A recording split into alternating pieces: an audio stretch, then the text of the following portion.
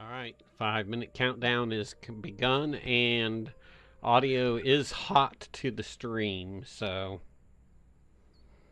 Alrighty, I'll behave. I'm just scrolling through my spells trying to figure out what I want. I still have one more spell I can prepare, and I'm just trying to figure out which one to get.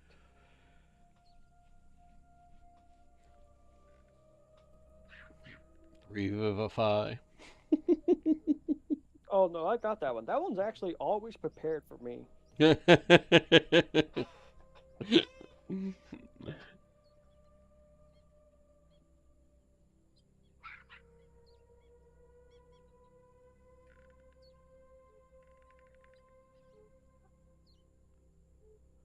is the Alright, difference between alright, Spirit alright. Guardian and Spirit Shroud?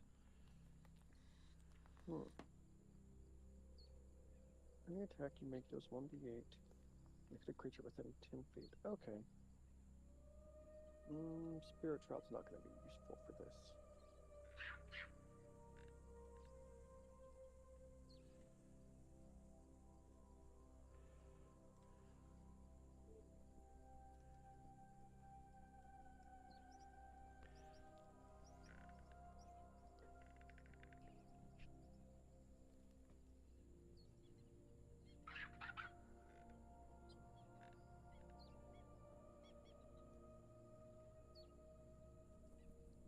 It has been since February 10th since we have played. It's been that long? Yes. Dang. That's been a while then. Yep, we missed all of March. And yeah, half of February. More than half. So we were due to play.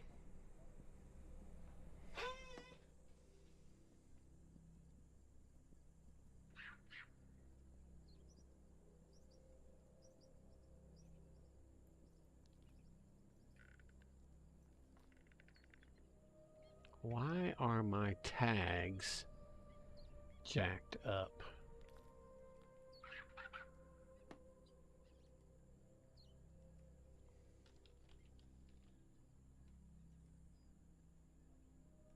So we're gonna do that one.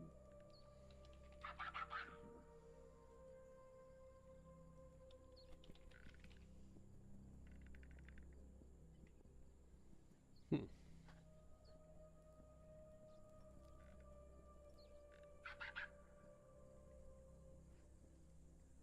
Bear with me, I'm fixing tags on the stream. While we're waiting, any response back from our buddy Grand Merrill Flintrum and your Go-Go Power Ranger? Not yet. I'm gonna call his phone and see what he's up to real quick. Because sometimes he doesn't answer text messages or he just ignores them, but I'm gonna try calling him. Okay, mute your mic.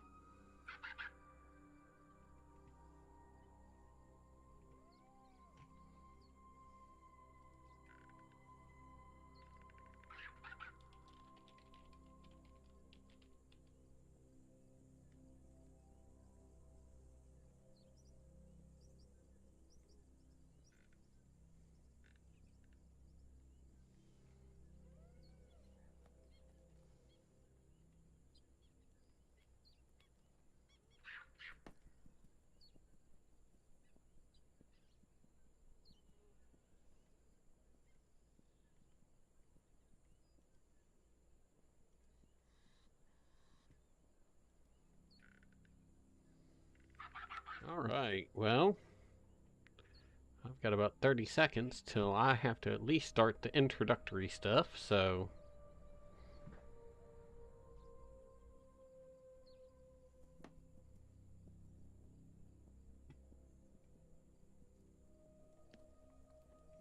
All right, he's gonna be joining us. He apparently took a nap and yeah, just didn't wake up after his alarm went off.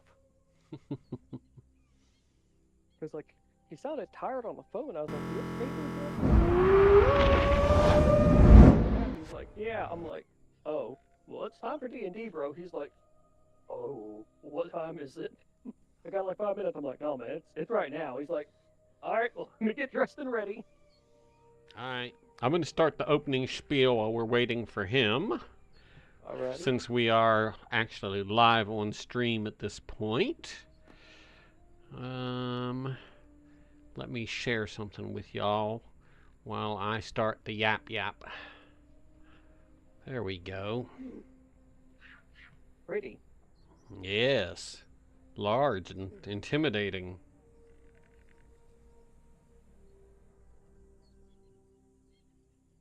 There we go.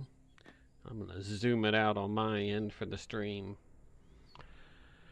Okie dokie. It has been a minute since we've had a weekend adventure, folks. Welcome back. As much to the players as to anybody who's crazy enough to be watching us fools tonight. I am our Dungeon Master, Brian. And this is Husky House's Weekend Adventures. Oh, up first, our typical disclaimer that this stream does contain adult language, behavior, humor, and situations that may not be suitable for all audiences. Viewer discretion is advised, so you have been warned. Alrighty, no shout-outs tonight. One of my streaming buddies has disappeared off the face of the planet for a while. I think he's taking a break. So nothing of note there. And just to go over our chat rules, be kind to each other. Save your anger for the monsters. Trust me, there are plenty of them in these damn jungles. Be respectful, no bullying, sexism, racism. You know, you can read the rules. I'm not going to sit here and read all this crap to you. And for those of you that like to be rules lawyers and want to argue about ruling calls or mechanics errors, go to the Discord and don't disrupt the chat. Keep it friendly, folks. Alright, tonight's session, our adventurers are continuing their journey up the river Star, which we are nearing the end of the river, coming into the Aldani Basin. So, I hate to tell you guys, but pretty soon you're going to have to get out and walk through the damn jungles. I hope you're prepared for that. In our continuing search for the lost city of Omu, where we are seeking out a device called the Soulmonger, created by the Dreadlich Acererak, to either steal, destroy, or join. Just depends on what our twisted fucks want to do with him when he get there. So, so that is a recap of where we're at. And as our adventurers are, we last left you on February 10th with our last gaming session. We were at anchor and resting in the Star River overnight. The evening ended with one of those lovely Land of Chult thunderstorms that basically pounds the hell out of anybody standing out inside of it. And so the rain did finally let up midway through the night, although y'all did sleep good. Whoever needed to stand guard was very much unhappy. But midway through the night, the rain let up and degraded into a light rain and a heavy fog, which basically you can't see but your hand in front of your face on the deck. With that being said, who's running night shift for the guards? The Tabaxi and your sailors? Matt, you need to get your rest, otherwise you're not going to have any spell slots. I know you're not standing guard. Yeah, not this time. All right, well, throw me... Yeah, whoever's standing guard, if it's the Tabaxi, let me know. I will roll for them. If it's going to be one of y'all, throw out a d20 out there, and let's see if anything goes bump in the night.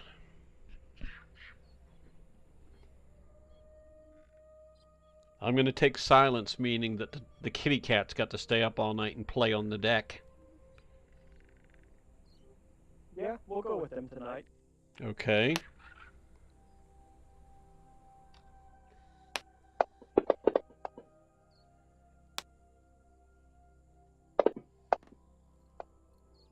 Well, they rolled good on their perception checks.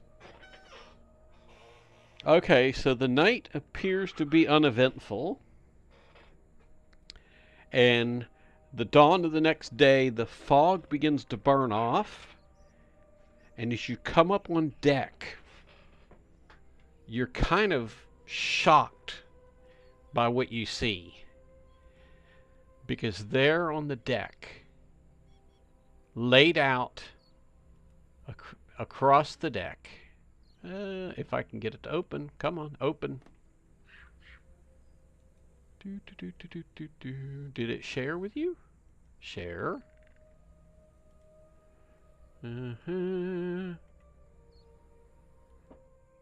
Laid out across the deck are an array of Batiri battle masks. And it kind of weirds you out to see them all laid out on the deck. There's a total of 27 of them. Just stacked neatly on the deck of your ship.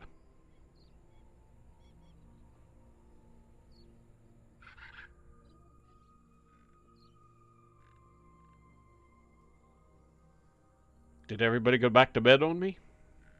No, listening. So they're just masks. They're not heads or anything. No, I'm pretty sure they weren't going to decapitate their own people that you drowned just to stick their heads on your deck. Well, I mean, they're dead. They don't really have a need for their heads unless they're going to eat them. Stranger things than that have happened in the Chult Junkles, I'm sure.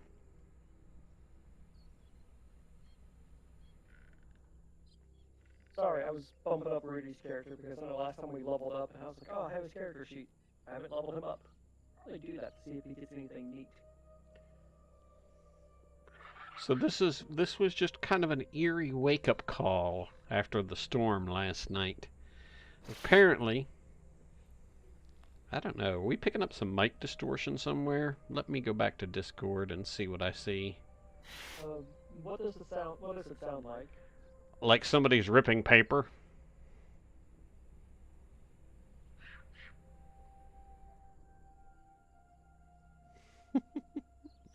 One of y'all tearing up your bills while we're streaming? It's not me.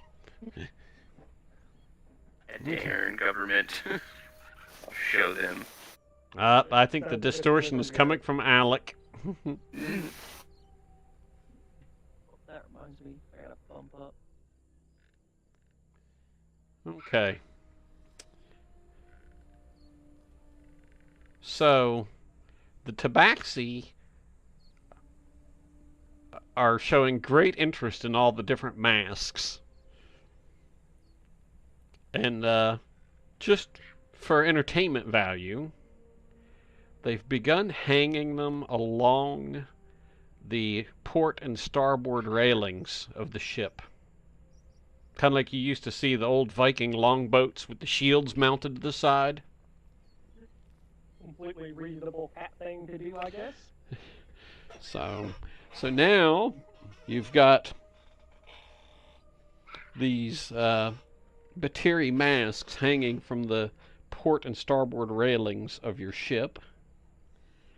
Although they tried to keep it an even number, 27 masks representing the 27 Batiri killed in your last major encounter with them. So they've got 3 left over.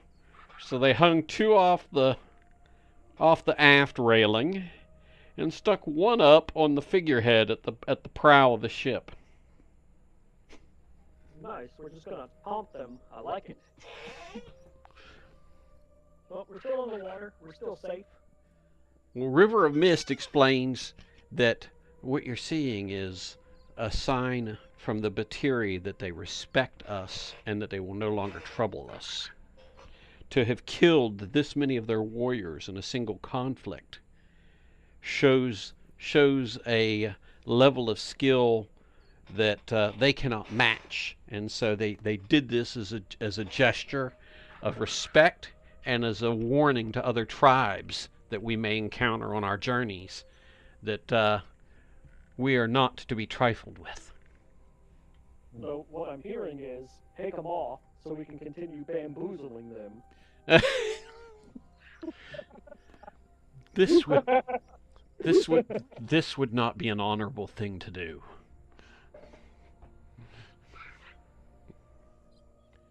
Alright, I suppose they can stay. You're gonna leave them alone for now, huh? Alrighty.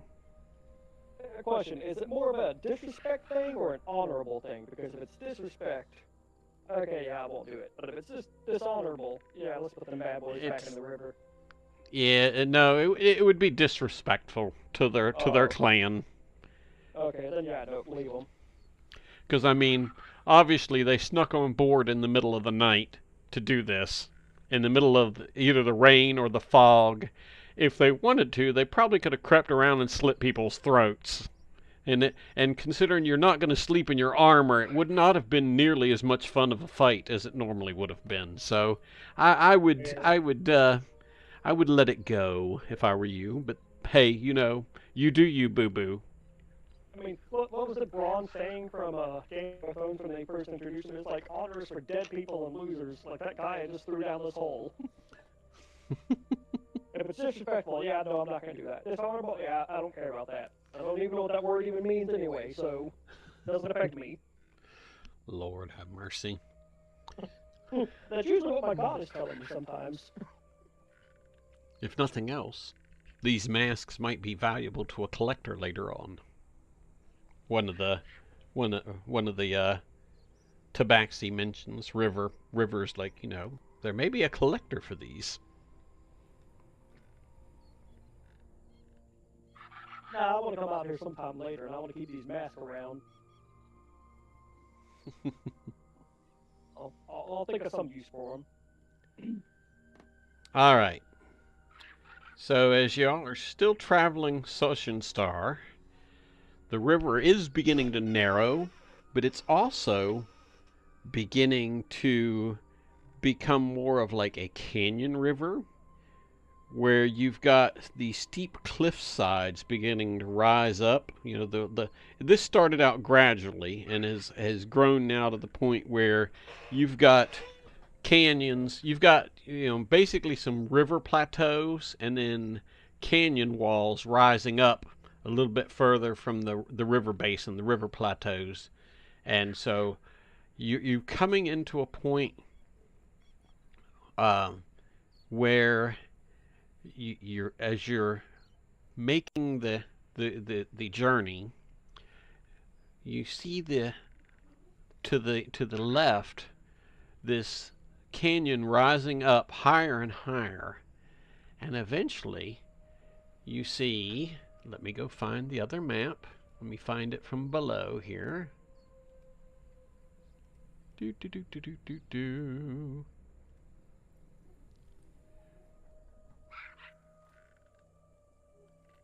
From below, you see it rising up 1,800 feet into the sky.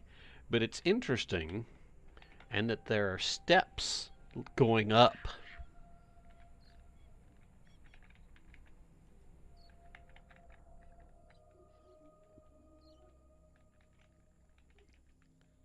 Alright, y'all, what do we want to do? Do we want to go up the steps? You can see the edge of what looks like a crumbling stone wall at the top edge of the canyon wall. So the steps lead up to what looks to be either a poorly maintained town or a ruin of some sort.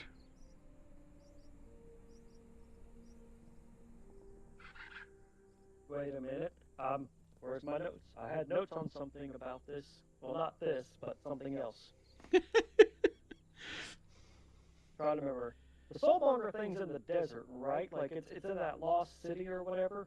It's in the lost city, but it's not in the desert. It's in the jungle. Ah, okay. I knew it was in a lost city somewhere. I was like, is it in the desert? Where is it? Okay. All right, y'all. Well, I There think there this is some might. desert sections to Chult, but they're on the southwestern side of the continent. You're traveling, I'm sorry, the southeastern side of the continent. You're traveling the western side. The River Star runs pretty much from Nyanzar into kind of the heartlands, what becomes the Aldani Basin, which is going to be mostly swamps and jungle, mixed swamp and jungle territory, which pretty soon that's where you're going to be. Okay. Yeah, I vote we go up the stairs, y'all. Go for it. All right. It's a long trek because it's an 1,800-foot climb if you're to try to climb it. But luckily, the stairs are not horrid. Um, it's just the fact that there's no railing, so you kind of are hugging the wall as you make the climb, because it's a long drop otherwise. I am going to, as you're making the climb, I'm going to have everybody make a dexterity check with advantage, just to make sure nobody gets clumsy. We're going to do it before you get too far up because I don't want you falling to your death. Aw, It's too early to kill you. I can't kill you 20 minutes into the stream. Alright, so with advantage, do the thing. And then with advantage again.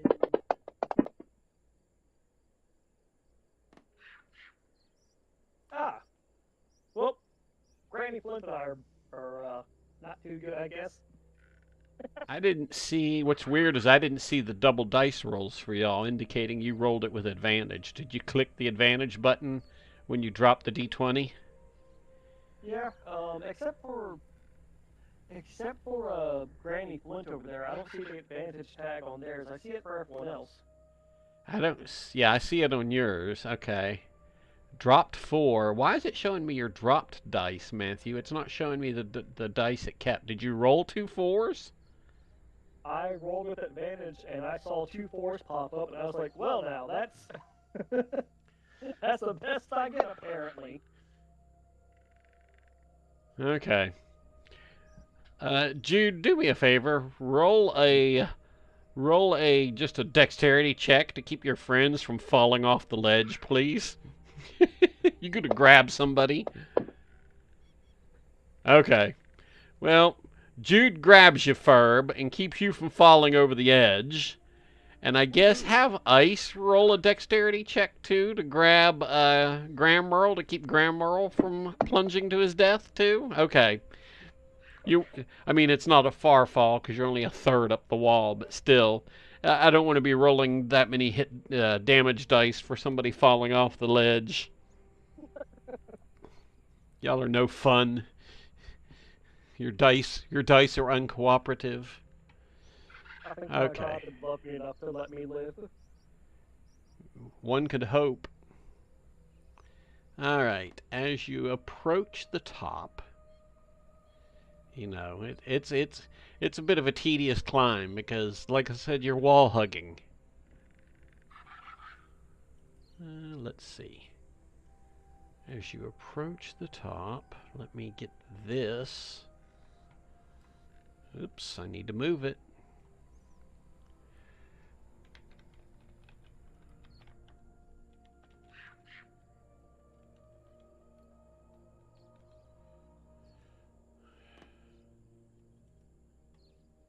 As you approach the top of the cliff, you see your stone steps. You see why I had you roll for the dexterities? As you near the top of as you near the top of the steps, a path opens up towards the walls, which you can now see clearly are pretty much stone, crumbling stone covered with vines, where there should be two wooden gates, and I'll go into this in more detail as you get closer to it. But the weird thing is somebody has piled skulls up, almost like a barricade between the top of the stairs, where you exit the top of the stairs onto the plateau, the top of the canyon wall, and the crumbling walls of the ruin. It's just skulls. There's no like actual full skeletons. Tell you what, roll a perception check to see what you find. Alrighty. I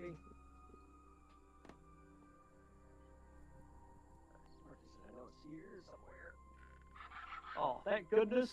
Oh, yes, one of my nearly maxed out skills. Okay. All right. You don't find as you're kind of kicking your boots through the pile to stir it up to see. It's obvious that these are not all the same creature. Some of them are humanoid or possibly human. There's bits of animal bone and animal skulls mixed in. Some have been here a while because they're moldy and caked with dirt, and others seem to be maybe just a few months old. But the one thing you do notice is that there seems to be an awful lot of gnaw marks on all of the ones that you literally pick up and inspect. Are they like human-sized gnaw marks, or are they like large animal marks? If they were large animal, you'd probably see a lot more broken skulls, which you really don't see very many broken skulls. Um, and also, large animals wouldn't pile bones up like this. Okay, that's fair. I mean, if this was a detritus pile from an animal lair, one, it's an awfully dangerous place to build a lair on a cliff face. I hope you don't sleepwalk. And you want to talk about having night terrors? Whoops! So there's the gnaw marks. Definitely were not made by a large creature. And the way that the bones were kind of piled up here would lead you to believe that somebody put this here instead of it being placed here by animals just depositing bones.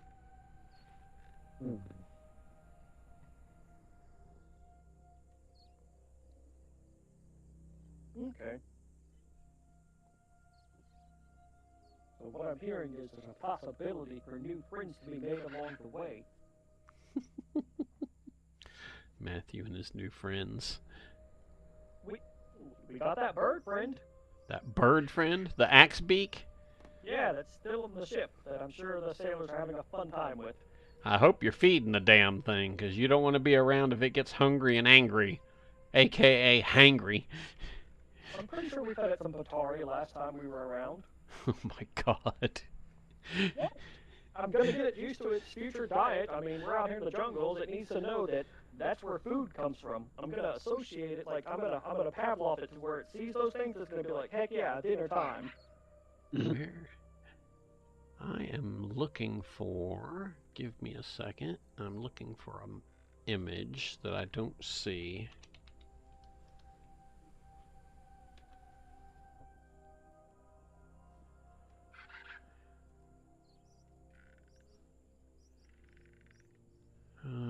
Do I have...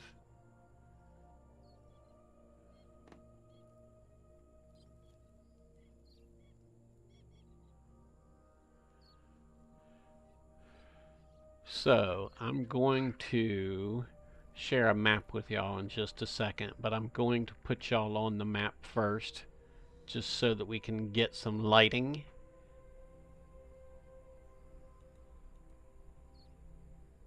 Why am I not seeing...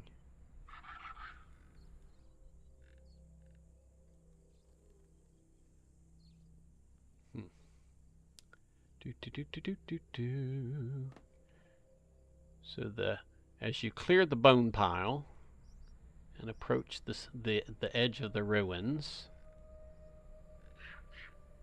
we're going to stick the paladin out in the front, if that's okay with y'all.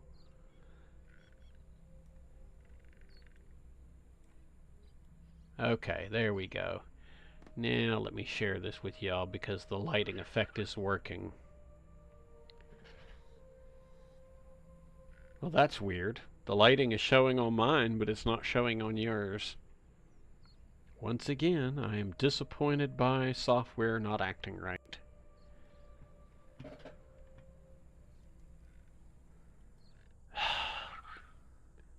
Enable lighting? But it's nighttime. Why are you seeing the whole damn thing? Okay, so as you approach the gates of the city and the crumbling stone vine-covered walls, what's left of the iron bands that once held the wooden gates are hanging limply open, the wood having rotted away probably long before anybody here's lifetime. You can see into the city, and you see the crumbled outlines of small stone walls where buildings used to exist.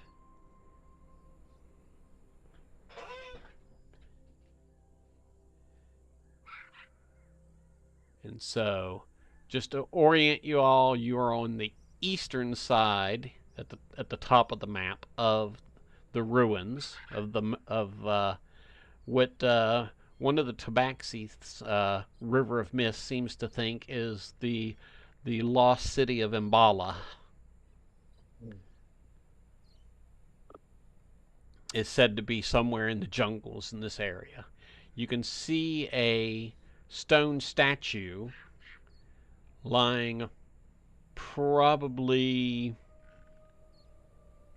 200, 150, 200 yards in towards the center, towering probably 100 feet into the air, of a Chultan warrior holding a very long staff skyward, holding it up into the air.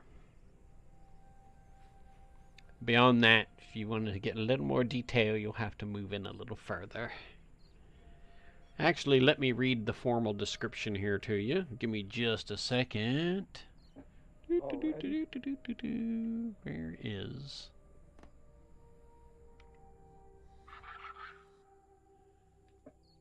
So you've climbed the 1,800-foot sheer canyon wall. There's a narrow path cut into the cliff face, and that climbed all the way to the top. Story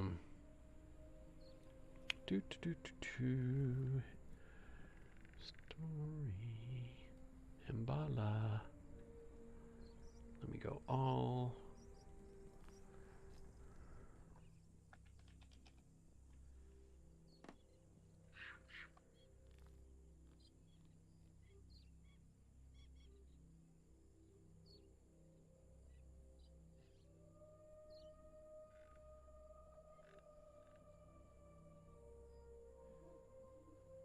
Yeah, the stone steps emerge onto the top of the plateau beneath a once grand but now decrepit wooden gateway.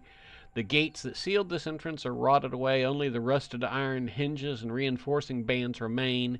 In their place at the entrance, as you come away from the ledge, were the heaps of human skulls, picked clean of all flesh and bleached white by the sun. Some covered in muck and filth and have been here for a while. Were just mounded up at before the entrance.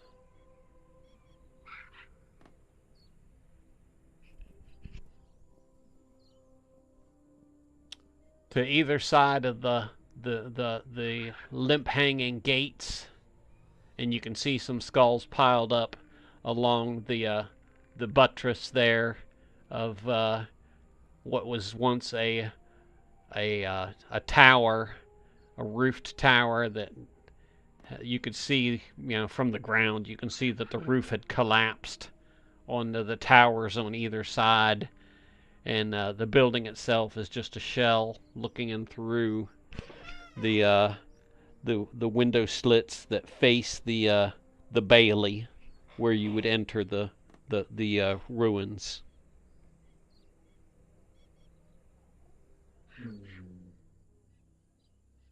Did we want to check out that big old statue, y'all? Sure. We making a beeline for the statue, or are we going to stop and explore some of the ruins?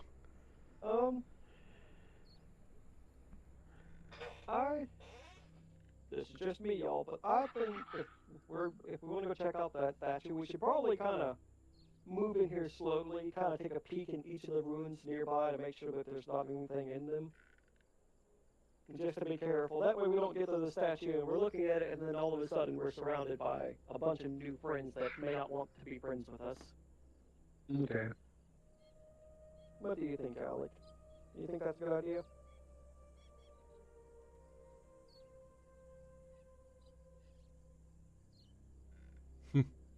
Oh, Alec. Did we lose him?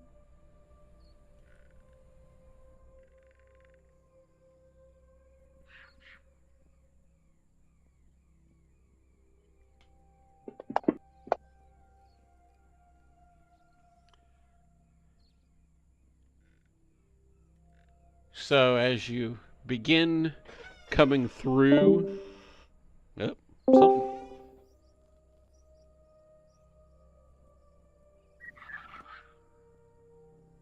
I think that might have been Alec rejoining audio. Yeah. So as you... There's the noise. Now we can hear you. You can hear me? I've been talking this whole time. I thought y'all could hear me. See, being witty and making jokes. Nope. I was like, oh shit, I guess I'm dumb. No, you were just completely gone. You're not as funny as you thought you were. I'll be quiet. Oh my Poor goodness. Alec. We're so sorry there, bud. Yeah, because I was like, did we lose Alec? Did the Power Ranger actually fall off the cliff and nobody noticed? It'll be alright. And there were 4. I'm down. We can go check out the ruins and the statue. So as you move in between the two towers, you see a shadow moving along the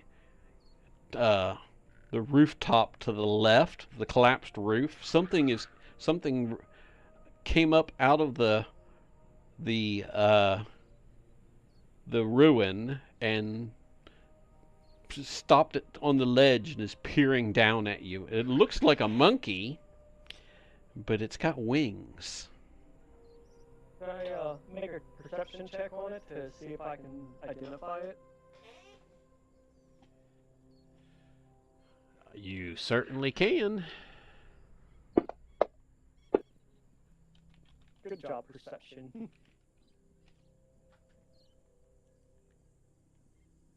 So what you see sitting atop the wall along the roof edge is definitely a winged monkey. Y'all. Not much, not much bigger than a small child, or and that's assuming this may be an adult. You don't know. It could be a child flying monkey for all you know. It is our new friend, is what it is. Well, it's 2.5 stories up, so it's just watching you curiously. I'd rather not wing it with an arrow in case 100 more come out of the side of the cliffs. Wing it. Was that meant to be punny? No, that was good. So athletics would be used for climbing, right? I propose to make the paladin climb up there since he's got a pretty good athletic score. I propose we make him climb up there and try to get me that pet.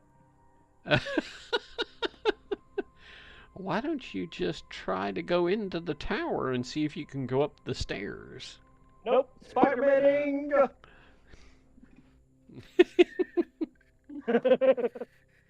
Go So- Spider-Man! So you boost the paladin up, and he gets his foot into the first, basically, what is an arrow slit / murder hole, but he's not quite tall enough to reach up and grab a hold of the second arrow slit above him and to pull himself up.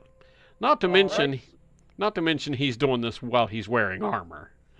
Alrighty, Alec, it's your turn. Y'all are just gonna daisy chain. You're just gonna Alec climb up the paladin, and then the paladin will climb up you and just leapfrog it up there to my pet. Go get it. And then you're gonna get it down how? It can fly. I'm pretty sure they can hold on to it while they fall to the ground, and I'll fix them up when they break their legs. It'll be okay.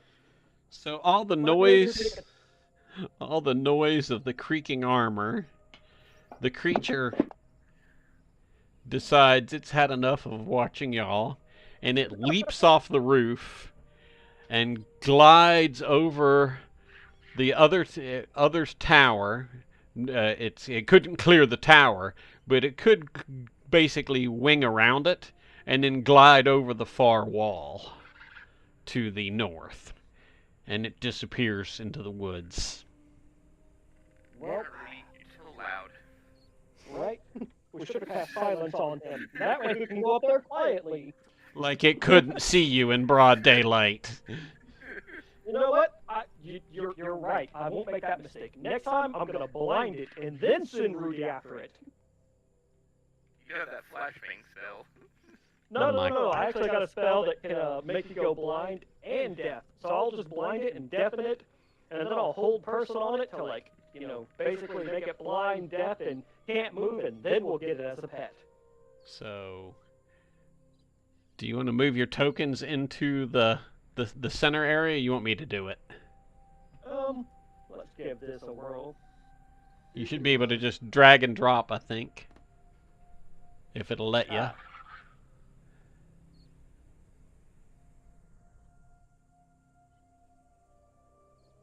all known laws of science, winged monkeys should not be able to fly. Their little wings are too small to take their fat little bodies off the ground. Have you seen The Wizard of Oz? We all know that there was a drug-induced dream by the poppy seeds. Egg seed.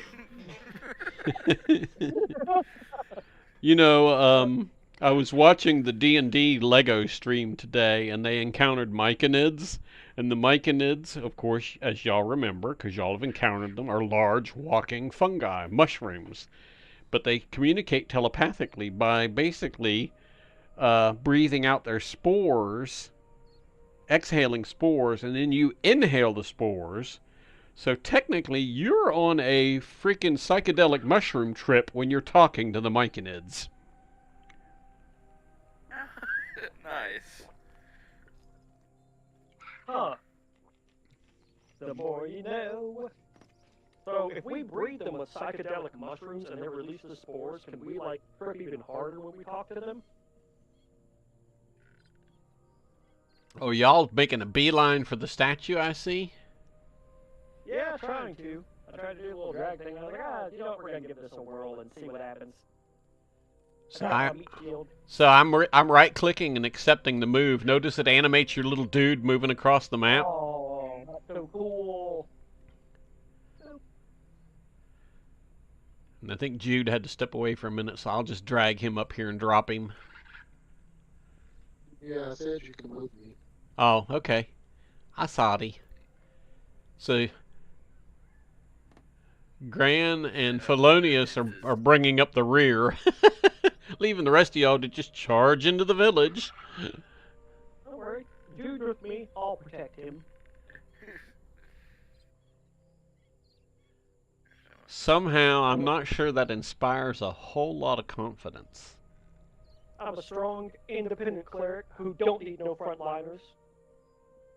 Really? Hmm. No. We No, might I have need to. frontliners. I was gonna say we might get to test that theory tonight.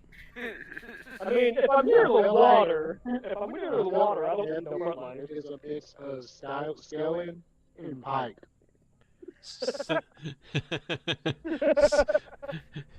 Yeah, there might be a little bit of both in his personality. That's for sure. Let me close out. I mean, unless we're in the water, then I don't need no frontliners. Then I can just water bend my way out of trouble. So as you approach the statue,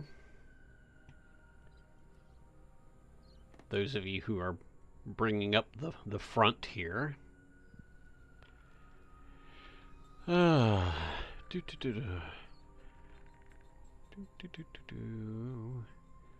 the large crumbling statue standing in front of you. It appears to be a man holding a staff towards the sky, though much of the detail has been weathered away.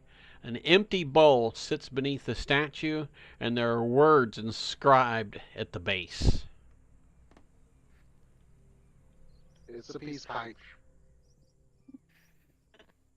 So, if we wanted to try and... You know, we're in the Chult jungle. I'm sure they got the good ganja. You know what? Yeah, that's right. That one patron of ours is a drug dealer, I think. You don't have a warlock, so you don't have a patron. Oh no, the lady that merchant princess or whatever, her. The one that we're supposed to be delivering things for. The one we're fighting for. Sylvain, or No, not the old lady, the young one that's... oh yes, the Uhura looking one. Yeah. Yes, Or, the one, the one that deals. Yeah, she deals with the spices and the other trade items. The spice must flow. All right. Somebody want to try to read this inscription at the base of the at the base of... You're gonna have to make a history check for me. Alrighty, come on, history. Baller. So we have no idea where Ferbs picked up speaking old Omuan, but you know, you managed to translate the inscription.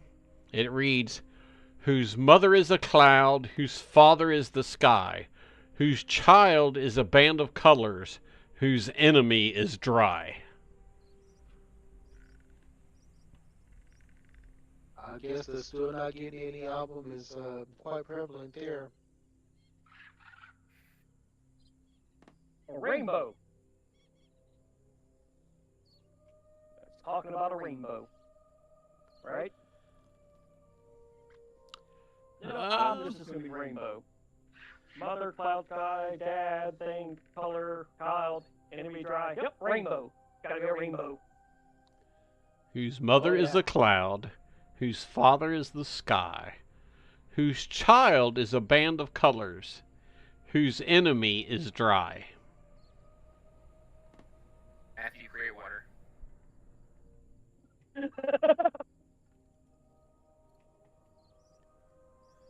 Yes. Wait. No, I don't want to waste a spell. No, I forgot. I got 2 water skins on me. Can I empty out one of my water skins into the bowl? Yes. All right. I would like to empty out one of my water skins into the bowl and see what happens. All right. As you begin pouring your water skin into the bowl, you hear the grinding of stone, and the statue actually moves back, revealing a stairwell down.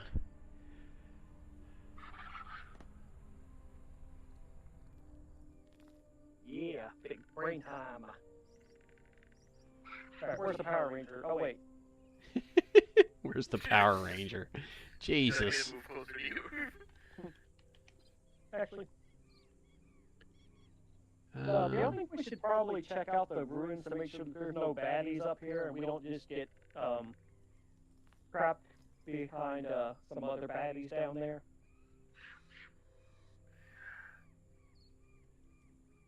That is a smart move. You should probably, check out the rest of the camp. That was an interesting move there, Granny. That hard left turn through the ruins. I was confused because I was like, I was trying to approve the move, and I'm like, why is it not approving the move? Just taking the scenic route. Let's see. There we go. So do you want to creep down the dark stairs into whatever that lies below, or from your position here at the western side of the statue, you can see through two crumbling, what looks like stone buildings, to the west, you can kind of see between them, and it looks like there might be a well, a fresh well, or I say fresh well. It's an old well, but it contains possibly fresh water to the west of you, and then more ruins, and the edge of a strange-looking structure to the southwest. Yeah. Yeah, I think we should go check those out. I was gonna try and move my Ferb character up onto the wall for a vantage point and move the paladin in between the two stone buildings to slowly work our way there. Okay, so you're gonna move Ice up first. Yep. Okay. And then that is a stair. That is a set of stairs that leads up to the building up on the left there. That has like the crumblingness. That's like a stairway that leads up. Yeah. To like Like a little landing. Okay. Yeah. Yeah. That way I can just try and see, like, get a vantage point just in case something happens. I can Okay, just so get you've that moved from up there. Somebody's wanting to zip all the way down here to the end. Who is this? Is that you? Ranger. Is that Gran or Flint? Flynn. Okay. So, Flint, as you near the hut, you see a small wisp of white smoke pouring out of a hole in the hide roof. It's a strange looking structure. It looks to be leather hide and stretched over, the bones of a rather large animal, with pieces of wooden plank here and there to cover places where the hide does not. It is a very strange structure. And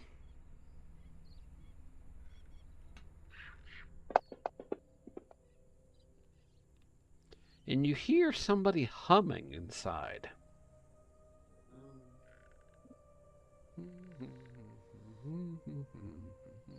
Hey Al, you want to move your the Power Ranger up? Oh wait, no, that's Granny that's back there. Did we want to move Granny up over by our Paladin to reinforce a little bit? Yeah, where's our paladin at? Our Paladin's between the two stone buildings up there. Well, the two towers, I guess, in front of the statue.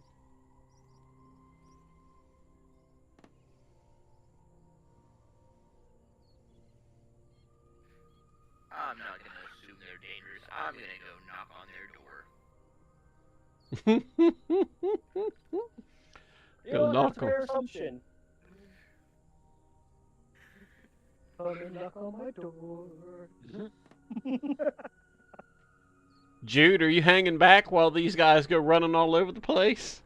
Well, see, I kind of closed the map thing, whatever. Why didn't you say something? But I figured y'all just wouldn't notice. We noticed you not moving. I closed the wrong one. Did you get it again? I just reshared it. Yes. Okay. Nice and safe while we're over here being dumb. Someone's But got I a still picture don't statue. see.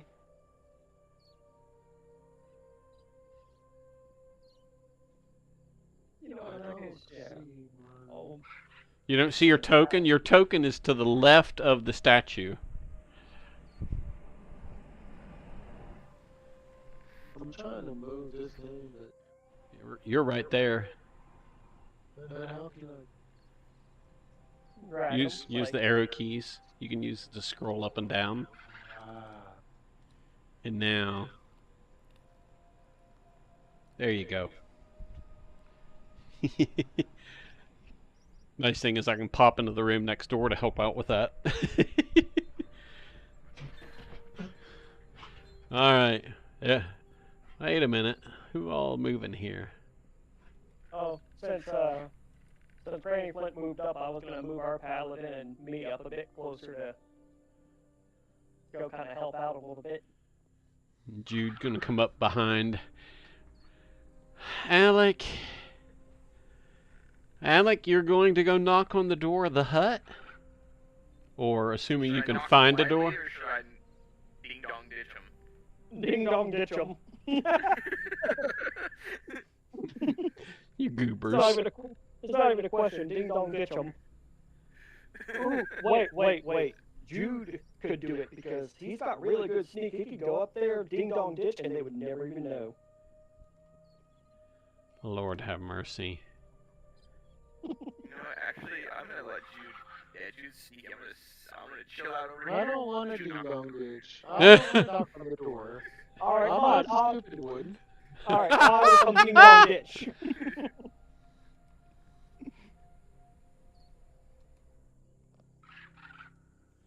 Oh We my don't god. do well in uncertain situations. We're still gonna do it. Lord have mercy. Okay, so who's coming up and knocking on the hide and the wooden planks to see who's home? Matthew? You know what, Alex? Since you're already there, buddy, you might as well. We are. Everybody's passing the buck all of a sudden. Are y'all afraid of what's in this little hut humming? Yes, Um, absolutely. No sane person would live here. Child. Yeah, they might be like me for all we know. That's a horrifying prospect to me. Yeah, you cancel my move. I don't know how to do that, but cancel move. Yeah, I'll knock on their door. Okay. So as you knock on the door, or what you think is a door, it's a hide panel tacked to pieces of wood that basically bounces off the frame of the rib cage of whatever this creature is. This stooped, short creature that you think is a woman. Yes? Oh my, visitors. It's been so long since I've had visitors. All right, Alex, this is a job for a cleric, so you need to You move, don't- buddy. Is this a woman? Is it a... What is this? Is it looks like the waxy Walking Dead. But I have a solution for that. Let me come on up here. Disrespecting your nanny boo boo. who's come to see Nanny? Me, let me see her. Greetings. We brought a cleric friend to come visit you. Cleric? Yeah, move me on up there. Let me find her description here so I can read it to you. He has very beautiful eyes. And I just love the makeup she has on. Really ties the whole thing together. What is that? Is that mud? I love a She's woman with a skincare regimen. she's covered. No, she's dark skinned. Okay, this is Chult. It's hotter than fuck here. So naturally, the closer you are to the equator, the darker your skin is. But anyways, And Had a to give you- natural Jan. had to give you a cultural lesson. She's got a necklace made out of what looks like rib bones. She's wearing a head covering to cover her head. Her ears have more hair than what you can see sticking out at the fringes from her headwear. Um, she's got very misty looking eyes. I won't say that she's blind, but she definitely has some cataracts going on. Her fingers, if you can call them that, look like just fingers stretched over bone. And while she's bustling around and humming to herself, talking to you, her fingers, it's like she's talking with her fingers, or just constantly moving them little bony fingers around. Well, what I'm hearing is because she's mostly blind. I don't have to wear a paper bag over my face, so she doesn't have to see me. And she's a homeowner in this economy. Exactly, like, ka-ching! What, do you plan on shacking up? I mean, maybe. I mean, she's already got a shack. This location. Location. Exactly. Maybe I want to be the next big bad lich, and she can help me with it. The big bad lich. Oh my God. I don't know what I'm going to do with y'all. Well, I don't know what I'm going to do with her. Spectre. Yeah, that's actually what I'm going to do. That's what I was like. That's why I was moving my character up there so I can get a better look-see. I actually have an idea behind my holiness. Are you in need of healing? What kind of healing are you offering? Well, if you have a party member that is seriously injured or at death's door, I can assist for a price. Can I do a perception check on them to see what species they are? Sure. Okay, because I have no idea what she is even looking at her. I can't even begin to guess. Alright, 30, 20, nice. She's human. She's just incredibly old. I guess because adventurers don't live so long, from your perspective, she's ancient. Speak for yourself. As a half-elf, am fairly old compared to the party. You kind of got a tinge of green in, like almost like a double image or an outline of her when you were really checking her out. Alright, I have a big brain idea for this. Can I do an insight check to see if she is truly being honest about wanting to heal us and if she doesn't have any ulterior motives that might cause us harm or undue wellness? Sure, roll an insight check. Here we go for the win! You feel like she's definitely hiding something, keeping something back. Better not be her husband. You know what? So, what are you doing out here in the middle of nowhere? In ruins. I'm the last of our village. The others have all either been carried away by those winged terrors, she raises her voice and gestures at the sky, or have died of age and disease. When you say winged terrors, can you describe them? The great, tall, lizard-looking things with wings. They taunt me and try to catch me, but old Nanny Poo-Poo's clever and can hide from them. Is she referring to dragons? No, you get the feeling she's talking about something smaller than a dragon.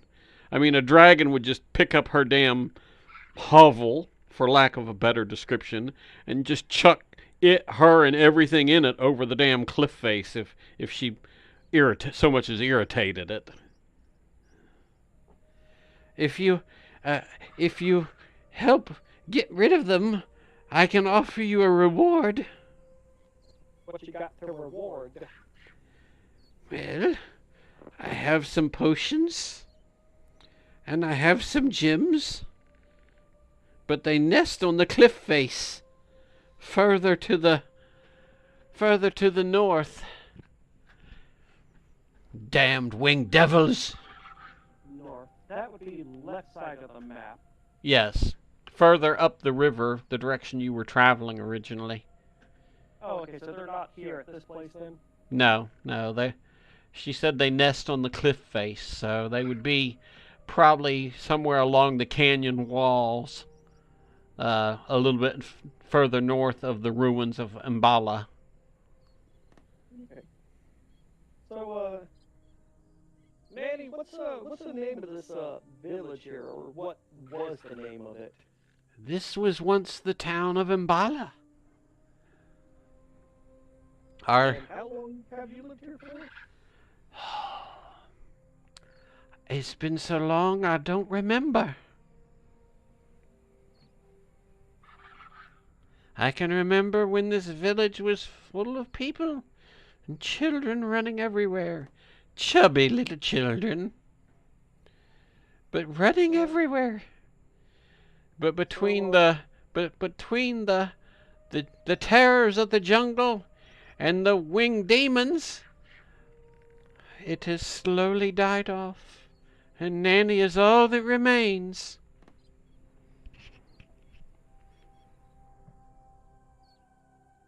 Annie, what do you know of the statue in the middle of town? Oh, this was once our king.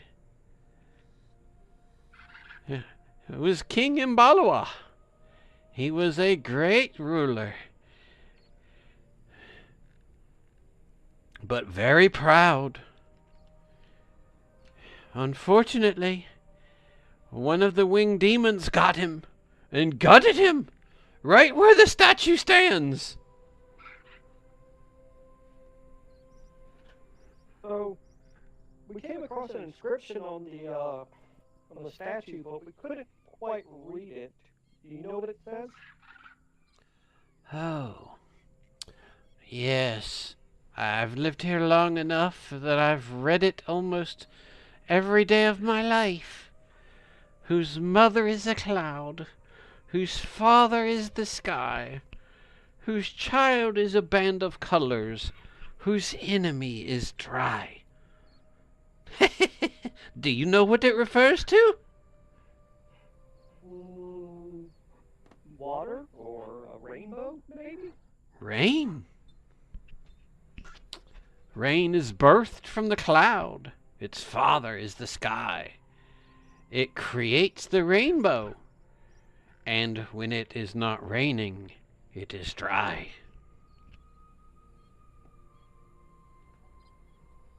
So we noticed a bowl at the statue. What's the deal with the bowl? What's its purpose there? Is that part of the statue, or? The bowl opens the crypt.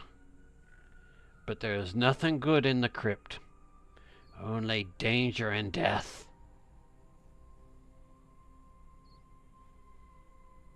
Okay.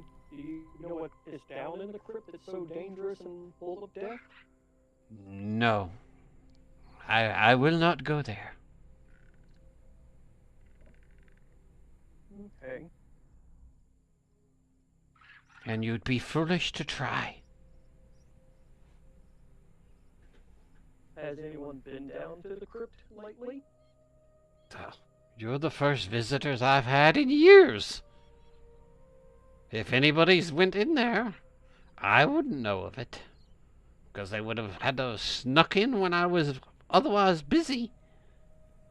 Oh, excuse me. I've got stew cooking. I'll be right back.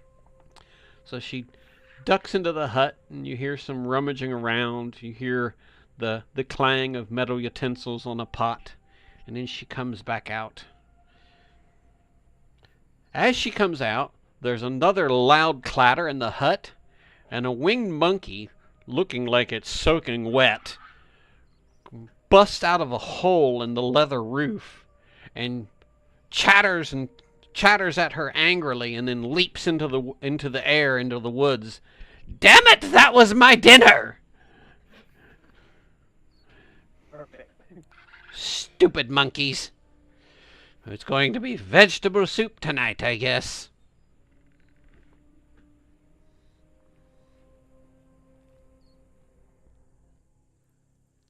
So,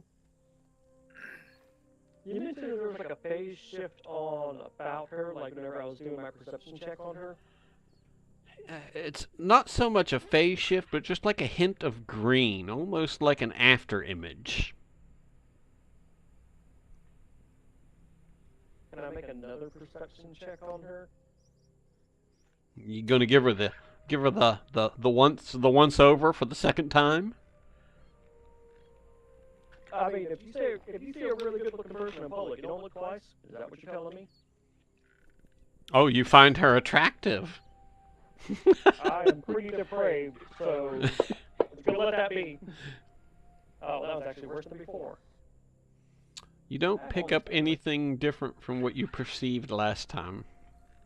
Someone Just else that- called the old lady. Just that she's not being 100% forthcoming, and there's definitely something amiss. It's a trap. That's what I'm hoping for.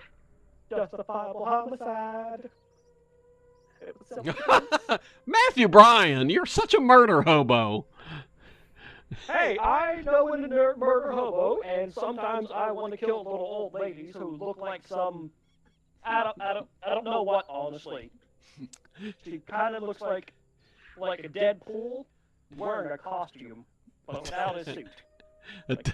Wearing a costume without his Yeah. suit. Oh my God. Yeah, just seriously, look at the skin. It is horrifying to behold. But she didn't Alright, give us so- all the information we need. No, So I what want to the- know what she is. So what brings you into such a remote, ruinous place? Did we want to be honest with her, y'all? Because I got a feeling we might have to end up giving her the old death soon. Go for it. Not... Go from murdering a little old lady. Alec, you got any ideas on how we could perhaps get some info on this little old lady as to what she really is? Because she's got some weird green thing going on about her, and I don't know if she's the Hulk or what. You always push her into the grip. Yeah, she's a foot in there already by the looks of her. Or fresh out of it, who knows? You know what? I have some holy water from before, from one of our things we got. I want to splash her with some holy water, like just right in her face. She No, sputters and spits. What on earth did you do that for? That Oh. wasn't very nice. Well, you're not undead. Now I got to go Just- clean myself up. I will be right back. So she bumbles back into the hovel. You hear some rummaging around. I don't know what these people are up to. There's weird people coming to Nanny's hut. Just go away. Go away. Hear me out. Hear me out. So she You are. she comes back out. She's got a dirty towel tossed over her ancient shoulder, and she's like, "Now I'll ask you again. What brings you to such a ruinous place in the middle of the jungle?" I'm here looking for booty. Well, you'll find no treasure worthwhile here. Just old bones and dust. So I gotta ask, what's with the human skull decorations you have out front there? There's quite a pile of them. Yeah, you ever chomp on human there or something? I have no idea. I don't go beyond the gates. It's dangerous. The winged demons will get you. Oh, we have a pupper in the room with me. Oh, I have 2 puppers in the room with me. Oh, you're going to be on the stream. You're going to be a Twitch star. Is it Rocky? Carmen's here and Rocky's right behind her. Yeah, I figured it was those 2. Yep. Yeah. Alright, well, I'm kind of done torturing and tormenting this little old lady for information. Are we good? Or do we just want to murder her? Because clearly there's something evil about her. Or... Are you having this conversation in front of her? Really?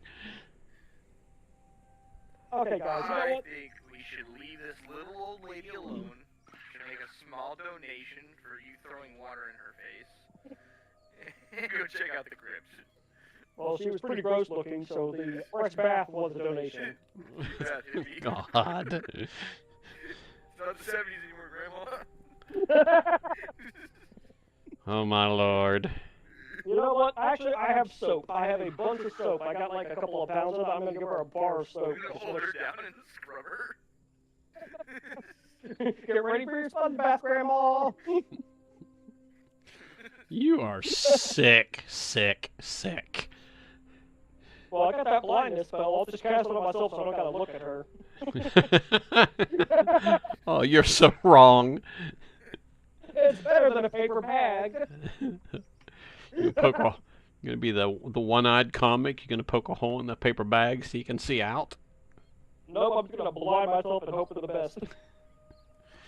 God, you are seriously messed up. Why do you think the church doesn't want me around and they told me to go spread the word of God? Oh, you know what? Maybe they're just trying to get rid of me. That might have been why. Huh. So, do we want to poke around with the dead bodies? I feel like poking around with dead bodies. What are we doing? You going crypt diving now? Yeah, crypt dive. Okay, well, if you get hungry, come back and I'll give you some of my stew. There's enough for everyone. What's in the stew? Well, there would have been fresh monkey, but the damn thing got away. So right now it's just potatoes and carrots and some celery. That sounds terrible. Well, don't eat. I don't care. This poor old lady. Poor old lady has to put up with Matthew Bryan's insults. Jesus. I didn't realize I raised such a disrespectful little shit. The first time she's met people, and she's like, these people are nothing but assholes. We're tired of them. Alright, let's go desecrate her family members' remains in her crypt and whatnot, and Okay. So, as you move away from the hut, Nanny goes back to busying herself. You see her go around the back of the hut, and she's got a little shovel in her hand. So she's going back there, and you see her stoop down, digging something in the dirt as y'all are walking away. So you're moving back to... why do I feel like that was a mistake, y'all? She's probably digging something up to kill us. Jesus! She's already digging a hole for us. We might as well just push her in. With a hand spade. Jesus. She's gonna be back. She's gonna be back there 3 weeks digging holes for the 4 of you. Well, she doesn't have to fill our entire bodies in the hole. She's just gonna cut the meat off of us and eat that. So she's gotta bury the bones. If she doesn't eat those, her fur is sold out front. You know what? We'll deal with the little old lady when we get back. We're gonna murder her ass really, really violently. God. I'm gonna kill her and break her bones over and over and over. Okay, so are the rest of are you gonna move, Matthew? I got you, Rudy, and Jude still kind of hanging out in the western side of the village. Are y'all going back to the statue? Yeah, let me get me moved up there. will say, Brian, I forgot that that was you playing her voice through most of that. So Yeah, I'm trying to get better with the voice acting part of being a DM. So. Well, you're doing good. You're doing good. We like it. Okay. So. Okay, so. Matthew, what are you and Ice doing? Y'all just kind of hanging out? No, Oh, I okay. captured things moved. Okay, Yeah. I see it now. I guess it just lagged on my end. I like the little move animations. Yeah, the little tokens just run across the map. It takes so little to make me happy. Okay. So, there's a dark set of stairs leading down. And you can see a chamber that's maybe just barely 12 foot wide or so, 12 to 15 foot wide, and about 40 foot long. So stone stairs descend to a dark 40-foot long room. Along the walls, from the top of the stairs, you can see there are stone shelves with things on them you can't really make out from here. And then there's a closed double door at the far end on the right. The rooms are barely 8 foot high because you're stepping down underneath the statue into this little area.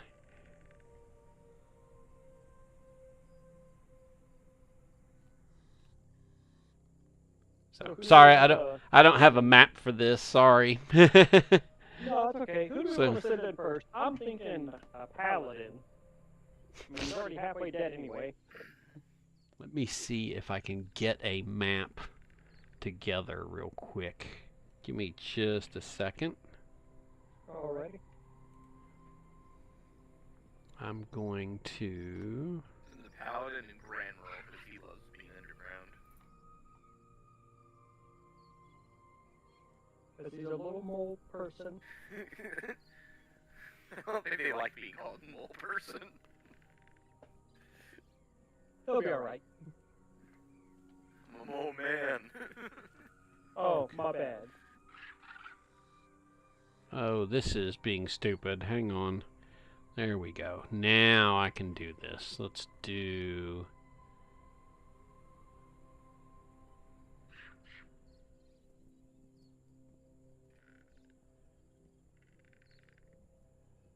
Give me just a second.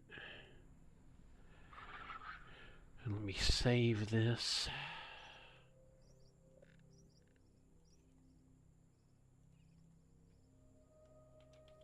Oh, did we lose someone? Off of Discord, I heard the kapump sound. Yeah. I think I'm still here. Maybe Alex? Let me pop over to Discord. We lose Michael? Yeah, we lost Michael. Okay. And I think he's back. Did you? Computer reset itself or restarted itself. Okay. I figured something happened because I heard your Discord chime as it disconnected. I was like, that's not good. Okay. Give me just a second. I am pulling in a custom map real quick.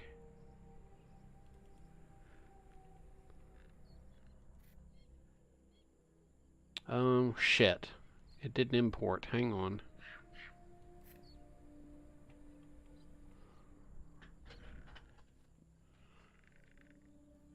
Is it because of the file type? Give me a second.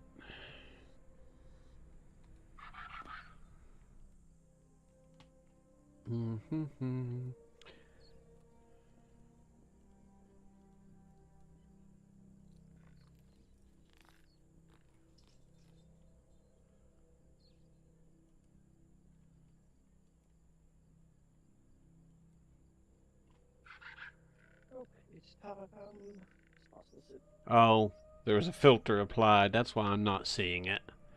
Okay, here we go. Sorry about that.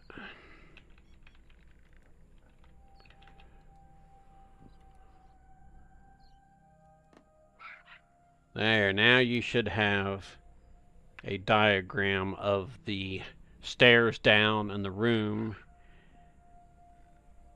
If y'all want to drop your tokens onto that map, it's going to be a much tighter room. Let's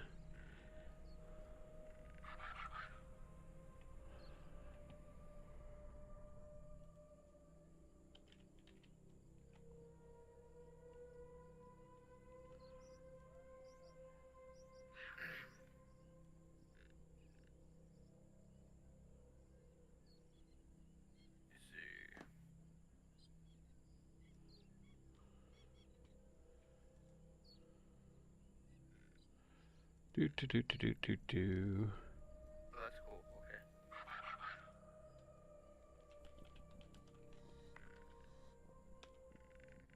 Okay. Alright, while y'all are getting settled in, I am... Okay.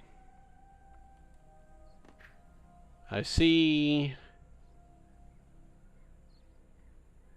a couple of you in the room already. I see Graham Merle. I see Jude. Why do I see what looks like Jude twice? Is my map being weird? Oh, I do. We almost have the same picture. I didn't realize that. Oh yeah, okay, that's what it is. I was confused for a moment. I was also looking at it. I was like, huh? Okay. There we go. I was like, how am I supposed to do this? There we go. I got it figured out. You got yourself into the room? Yep. Okay. Alright, so the room is about 40 foot long by about 15, almost 15 feet wide. There are stone shelves on either side. The shelves are covered in dust, and there appears to be just a few scrolls scattered across the top.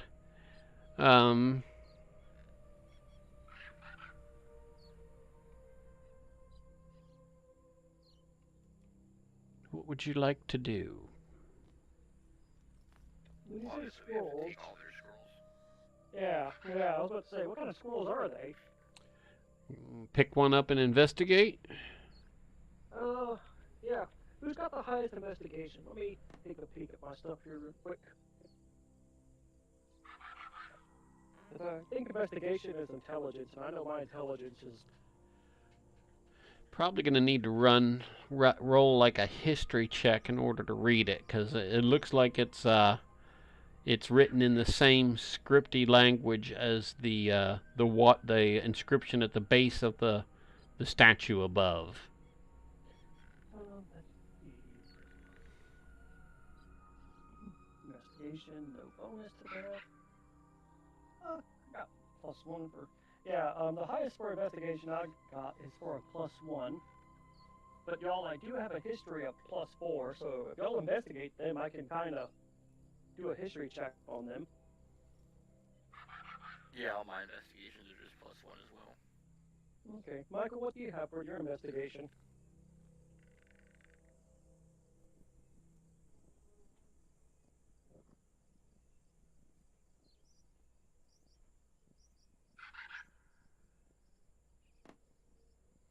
Michael's still there? Did we lose him again? I don't know. Oh, there you are. Oh, let me look at his character sheet. I'll answer the question. +2. +2? Okay, yeah, so Michael, you got the highest, buddy. But didn't he say a history check, not investigation? You can roll either one. Oh, for real? In that case, yeah, let me just roll my history up then. So I got a +4 on history. This scroll is historic. Alright, 17. Alright. So the first appears to be like a manifest. These scrolls are old and very, very brittle. Then the next one kind of gives the details where of a treaty between the kings of Mbala and the queens of Omu that entailed trade delegations as well as military aid offered to Mbala by the Queen of Omu in exchange for food and other stone and wood from the surrounding area. The next one kind of details the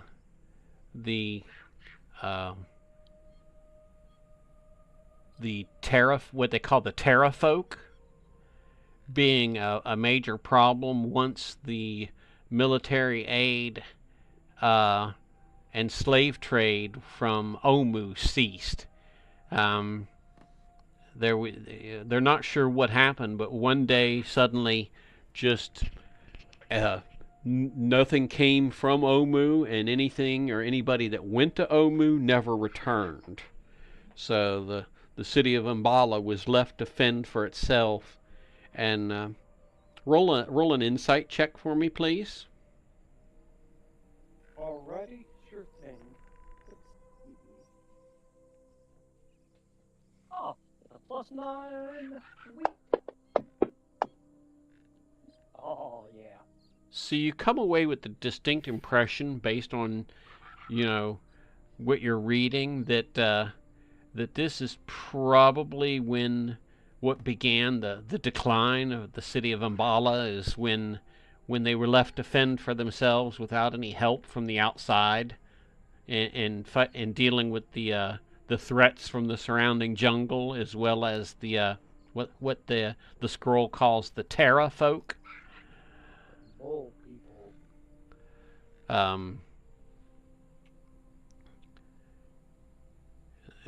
The rest of the scrolls, as you're investigating through them, detail trade of foods, foods being imported into Mbala in exchange for wood and stone, and then that's pretty much all the crypt contains. There is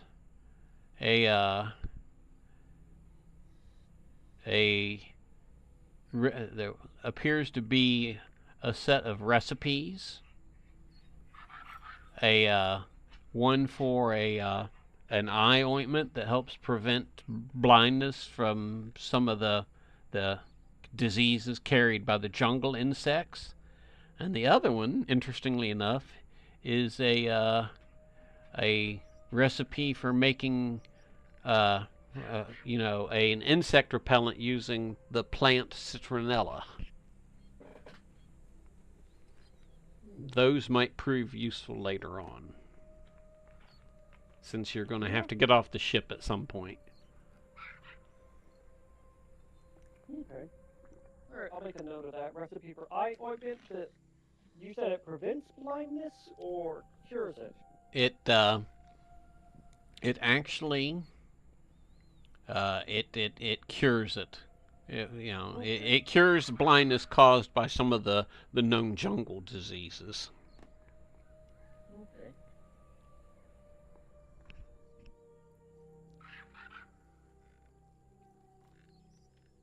Diseases and then insect repellent from citronella. Alrighty. Yep, I'm gonna hang on to those recipes. They sound pretty useful and fun to hang on to. And am I spying a little door over here? Is that correct? Yes, there is a stone door that is closed to the, oriented from where we're at, underground, versus how the map is oriented, what would be to the southeast corner. It's confusing. I should have rotated the map, sorry. No, it's alright.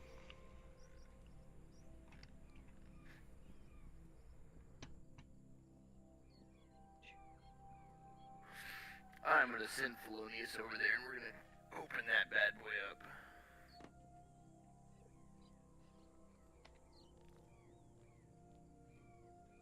Okay. Let me get back over there and hit the check mark for your movement. Alright.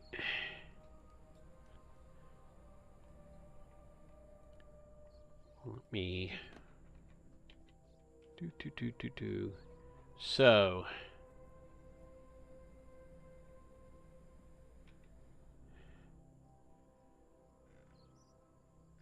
are you gonna try to open the stone door?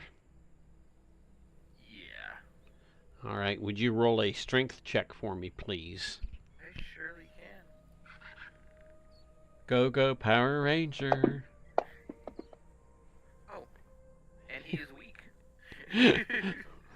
Okay. Failed me. Don't you hate that?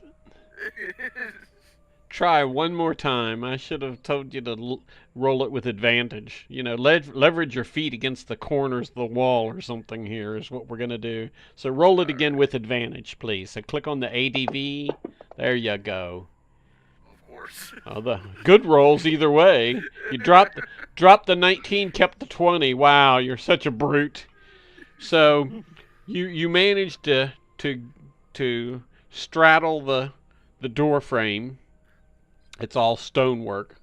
Wedge your fingers in between the two stone doors and then force them slowly. There's the slow grinding of stone on stone with, just years of being accumulated dust holding stuff in place.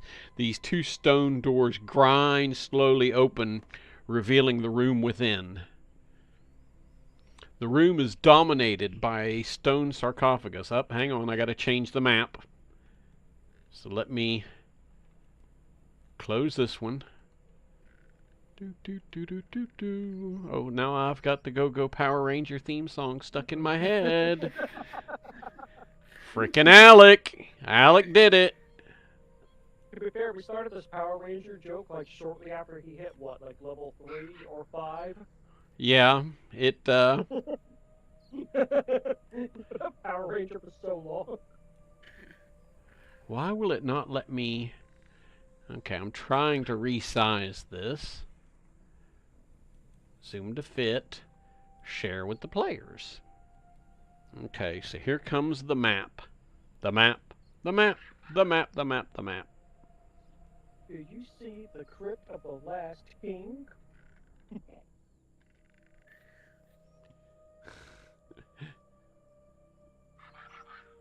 There we go. That looks ominous. I don't know if we should open this. Open it! Open it! Open it! Well, Matt here, is press the such a a danger mouse. You know what, Matt? Because you're our resident freaking college educated man in this party, come open it with me. Alright, So here we go, curse buddy. Together. Here we go! If we just go on learning expeditions for Matt's goddamn cleric. Yeah, the fucking school of hard knocks. Jesus. He just plows into freaking danger. That's because I got that 11 intelligence. I'm not even smarter than the average Okay, person. so let me finish describing the room. So the room is dominated by a large stone sarcophagus with an inscription carved into it, and there are 3 coffins residing in wall recesses to your right.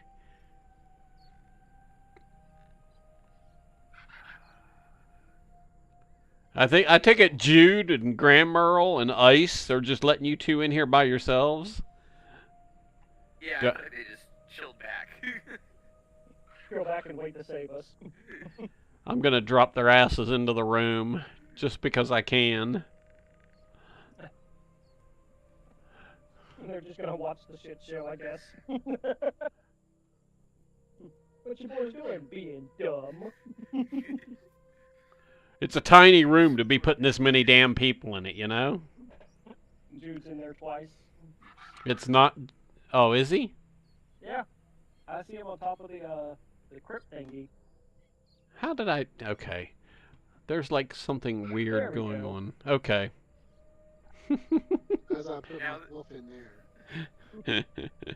I was trying to put him in a safe place over there between Ice and Grand Merle. Actually, since he is the squishy, I probably need to put those dudes in front of you and let you hang back, huh, Jude?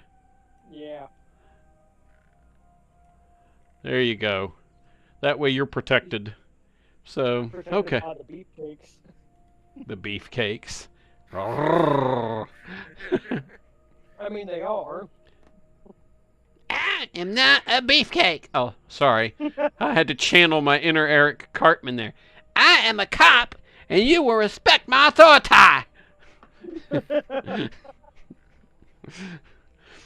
Okay, so you have the large sarcophagus, and then you have the recessed coffins in the wall, and then there is the inscription on the sarcophagus. That won't stop us because we can't read. Let's open this bad boy. Alright, you just gonna tough man it with our strength? Actually, no, we probably should read it, though. No, I'm thinking about it. I don't want to get hurt too hard. So, let's see. That'd be a history check, right? Yes. Alright. My history checks are on. My history checks are on point tonight. Yes, got they the are. brain. Yep, we got a pup in the house again. That's why we're Husky House. Okay. So, the inscription reads, "Here lies King Kwalu Mbalawa, the last king of the great kingdom of Mbala. He is interred here with his family, who were taken before him through tragic misfortune. No riches lie buried here, for the king decreed all his riches would go to ensuring Mbala's survival.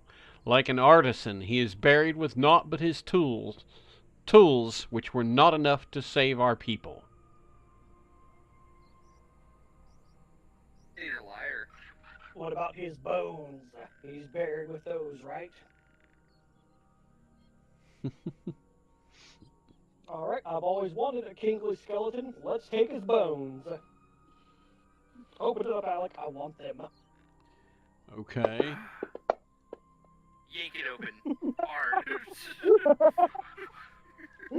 Get bones. Jesus, I don't know what I'm going to do with y'all. Except the fact that we're going to have royalty serving us in our skeleton army. You think? I mean, I'm not taking his kids. So, as you slowly push the sarcophagus lid back between the two of you, you hear the hiss of an intaken breath.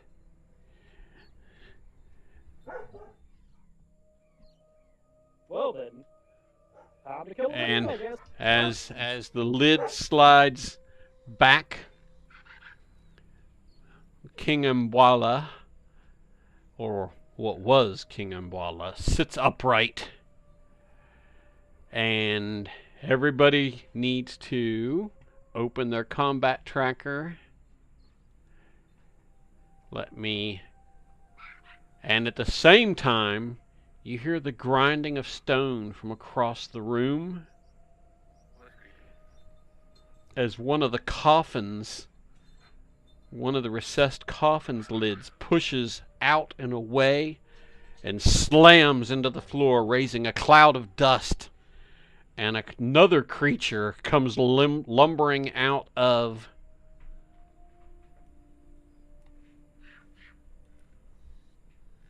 the... Whoops, hang on. Out of the...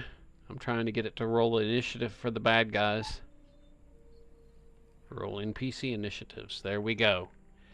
And I need all of y'all to roll your initiative. I'm guessing it's too late for me to cast Speak with Dead on myself to tell them that maybe we made a mistake and we would like to apologize. Opening the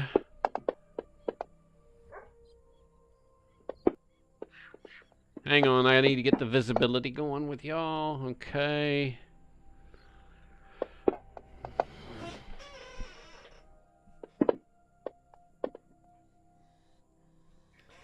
Was that last roll supposed to be Felonious's initiative? That one? Yeah. Yeah, I broke it. I screwed up because for some reason this thinks it's round 3 and it's not. Ah! I did not mean to close my combat tracker. Bear with me. Yeah, Okay. So, Kill this kid. in combat order,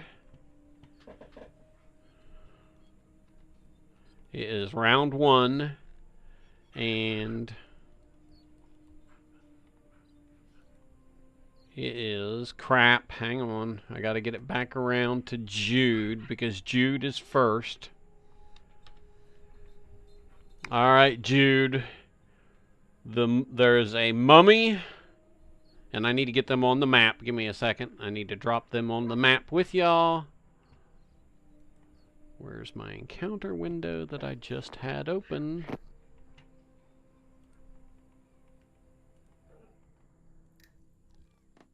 Zombie. That'll do, zombie. That'll do. Okay, so he is standing up in his sarcophagus with the lid pushed behind him. And then the zombie that lumbered out of the wall is between Ice and Matthew. And we've determined initiative order. Jude, it is your attack.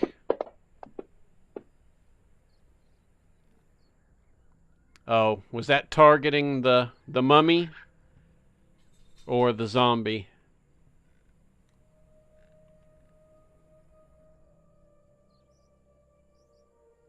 Are you muted? We can't hear you. That was just to see if I hit anything. Okay. But it doesn't matter which one. I can pick which one. Let's see if it hits either one of them. Let me look at their armor class. Probably not, so go on, pass it. Well, hang on. I gotta look. I got to look. Razzle dazzle. Razzle dazzle. It's not there. It's under. I'm on the wrong table. It is.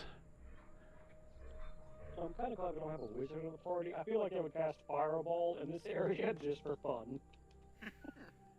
Just easy bake up on all of us. Okay, so yes, that attack does not hit.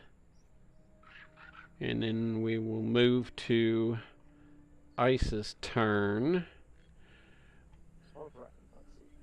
And if you tell me who you're targeting before you throw the attack, I can target it on my end, so it automates the rolls. Okay, and I am gonna target the zombie. You're gonna target the zombie? Yep, since that's the one closest to Okay. Ice. So you'll now see in your combat tracker that it shows it's targeted. That is a hit with your battle axe. Now roll the damage.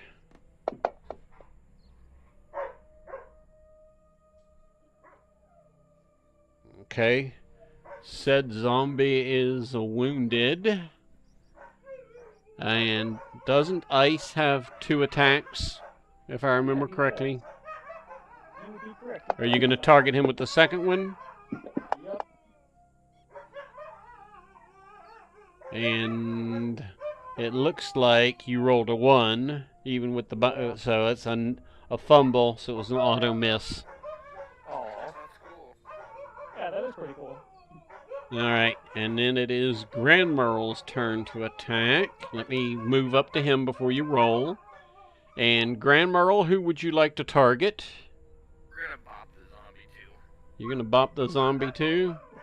Use your blowgun. Oh God. Stop. That damn blowgun. Alright, go ahead and roll your attack. That's a nice hit with the Morning Star. Swinging at him in tight quarters. Okay, the zombie is heavily wounded. And Graham Merle, yep, I was going to say, you have 2 attacks.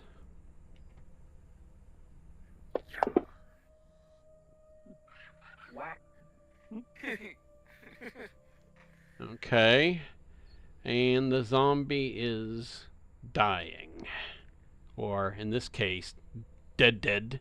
So it does not get a turn to attack. However, our big bad undead friend is, and he swivels his bony jaw and head and looks right at you, Furby, realizing that you are probably the biggest threat to him in this room.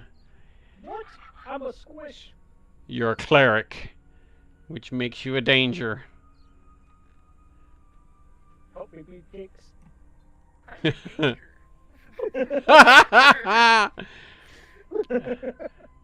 And Go on. he reaches out with a rotting fist.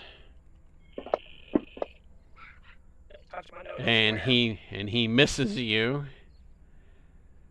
But he tries more than once. And you luckily manage to dodge both attacks.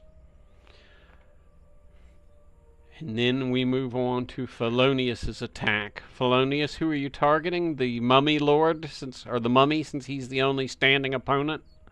Yeah. Okay. I wouldn't mind just to leave him locked in here by himself. You knock him back down and close the lid? And sit on it? Use stone shape to put a hole in it and just start filling it with holy water. Okay, so roll your damage, please. Alright. Oh dang, here comes the hurt, so I remember how brutal this is. Partially resisted. So, yeah. One more time.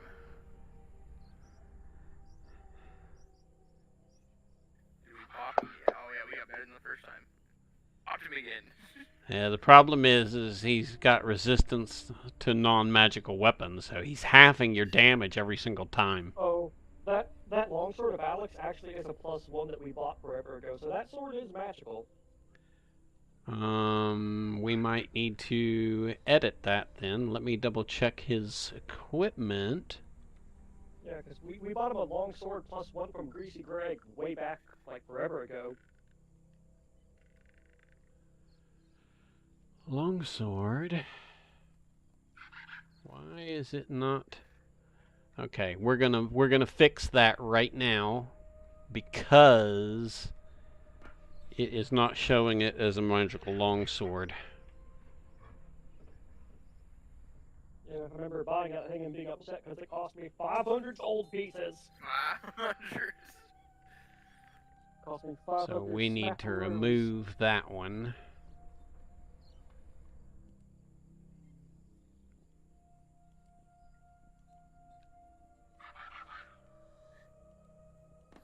Okay, because there was an error on his character sheet not showing that, I'm going to be gracious and allow one more attack.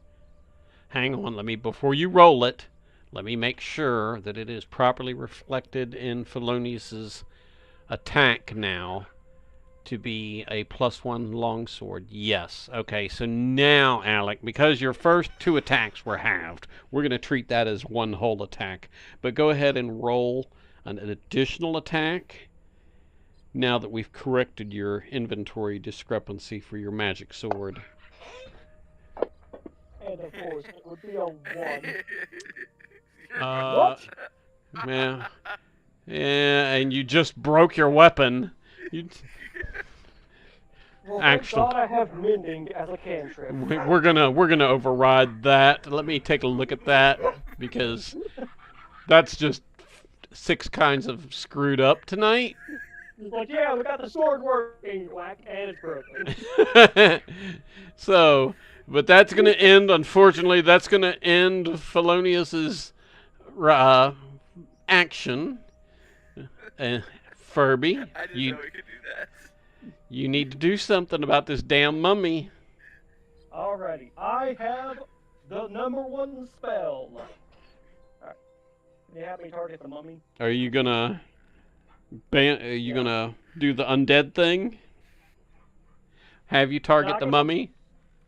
Yeah, have me target the mummy. I got something for him good. Okay, you've targeted the mummy. Alrighty. Here And comes the old zippy zap. Oh, so since that's radiant damage, does that do double damage on him? he did a save. It's So gotta be a 17. and so I need to, but why is it showing he saved with a 6? Mm-hmm. So yeah, it should do double damage. I will correct the damage. That would bring it to 22. Okay. And does that complete your turn? Yep, I only got the one thing. Okay. We're going to go ahead and get everybody on board with targeting the mummy, since that's the only target left in the room. Give me just a second. And then I will roll it over. The second round of combat is Jude's turn.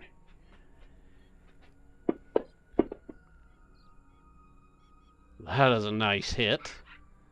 Roll up some damage. That's gonna hurt. And because mummies are vulnerable to fire damage, that is actually double damage. So your 11 points of fire damage got translated to 22 points of damage by the automation because of their vulnerability to fire. Jude, does that complete your turn? Yes. All right. Time to get your paladin involved. Alright, let me scooch my paladin on up here for melee range. Okay. Him from across the room. Well, Granny's gonna have to use his blowgun here in a second. Okay, so you're moving into attack. And here comes the good old axe. Okay, and that's a hit. And then For- once more with a whack. 12 points of damage on the first attack. Oh, wow. All right, so y'all have managed to defeat the zombie and the mummy protecting the crypt. I think we just bullied 2 undead. Oh, we haven't bullied them enough. I want their bodies. No. Elaborate. Why may I not have their corpses? Well, because your paladin just hacked up the mummy into pieces with his battle axe, what he didn't scorch to death, and your zombie suffered a similar fate if we go back and look at the attacks used on it. So I mean, you're gonna have body parts. You're not gonna have a whole undead. Ah, thank God for mending. I'll just patch them back together. We'll have to look at that to see if that can fly. Lord have mercy. So, my line of thinking is, hear me out. Hear me out. So, since medicine has to deal with the body, it would make sense to use a medicine check to put the pieces in the right order, and then I can use mend to fix the bones back together. Mending just says a broken object. It doesn't specify, what. Yes, I know what the So- cantrip says. You sneaky little fuck.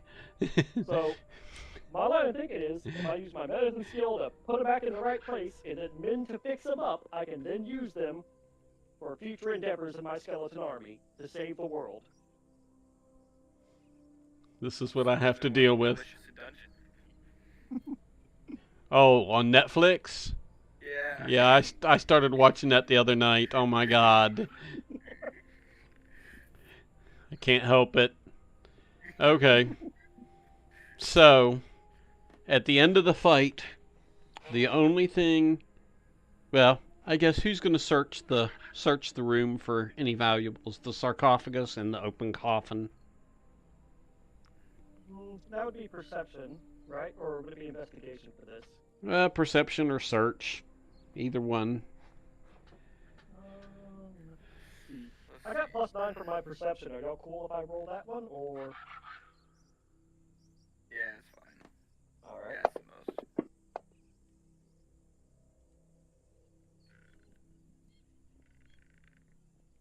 So, the only thing you find in the room or in the sarcophagus is a wooden staff with a curved end, almost like a shepherd's staff, and it's got some runes carved into it.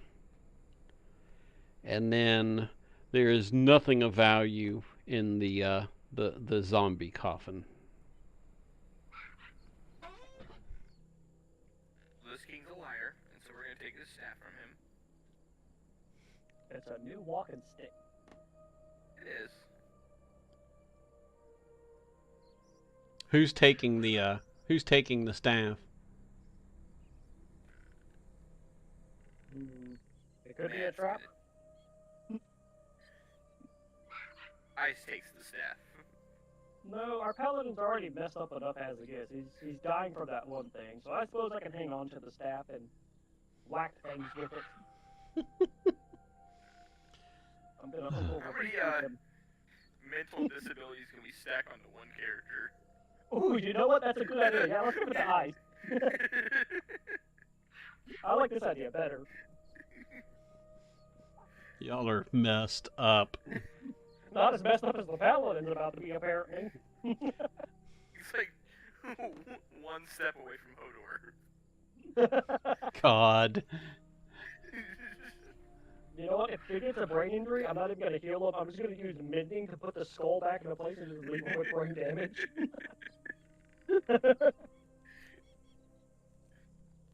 Just turn him and face him with the baddies and be like, "Get him, boy, get him." Alrighty. I am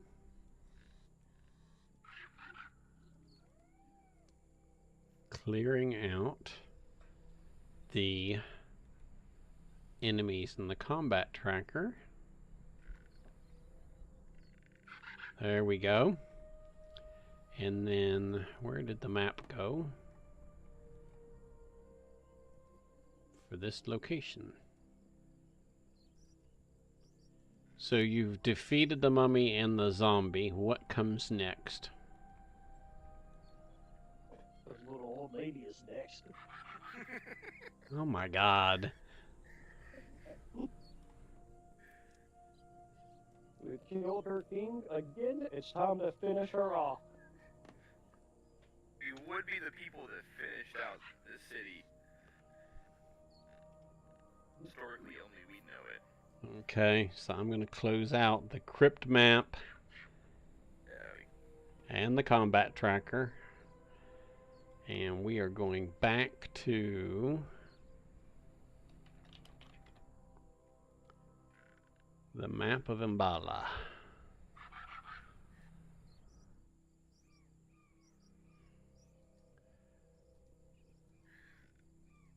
We're gonna go try to kill those lizard people, or do you guys just want to leave her to her fate with flying lizards?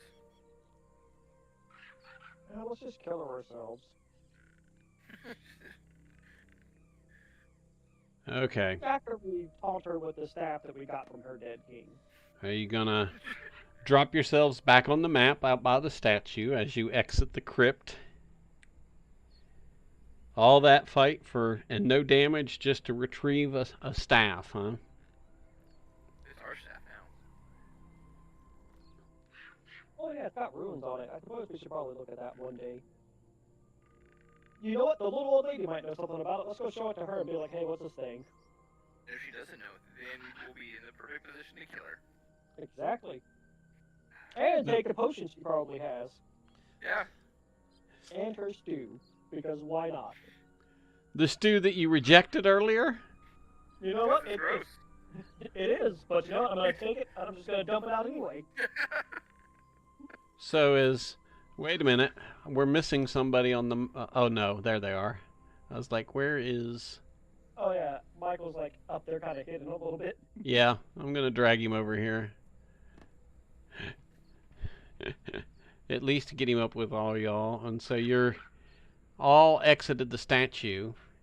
As you exit the statue, before you have a chance to go harass poor Nanny Poo Poo, a group of flying monkeys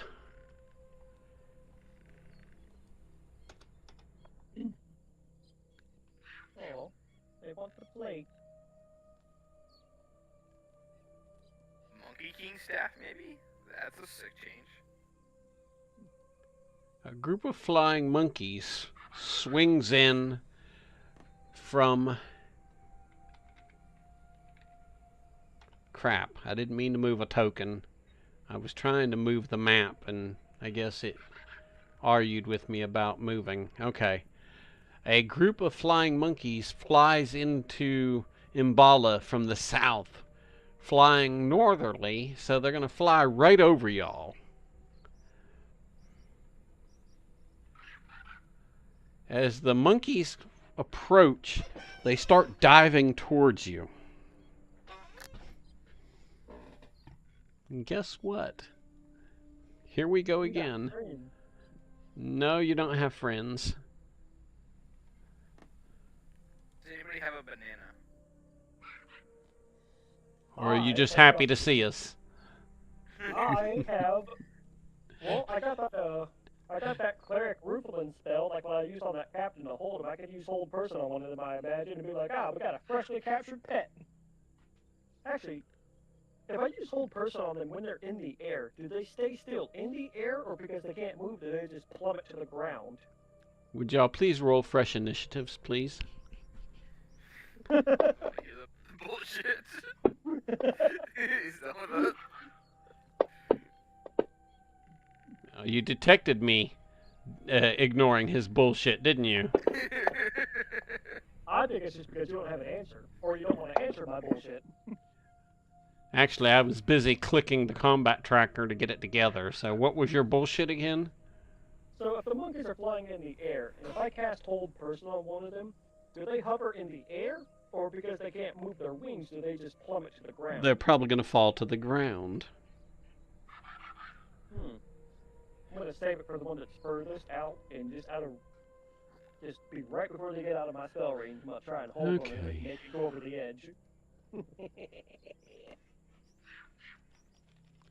Matthew is so damn nasty.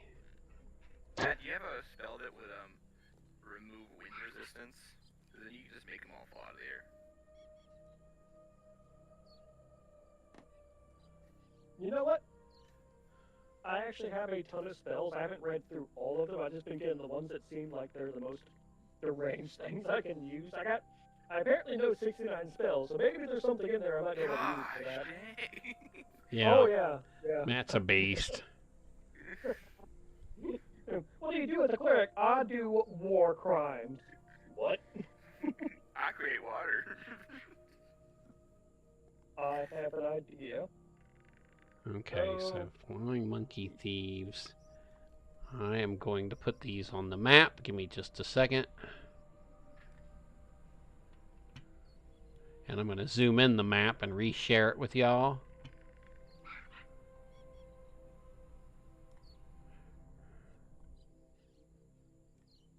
Joke's on you, I tap my toes 3 times and say, I want to go home.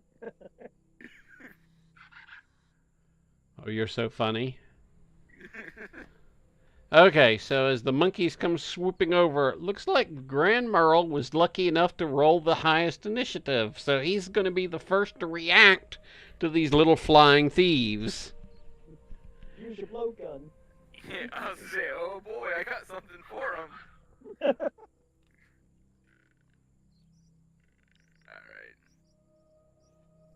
We need to target anyone in particular. You tell me who you would like to target, and I will target them. Let's do this one closest to Felonious. This one right here.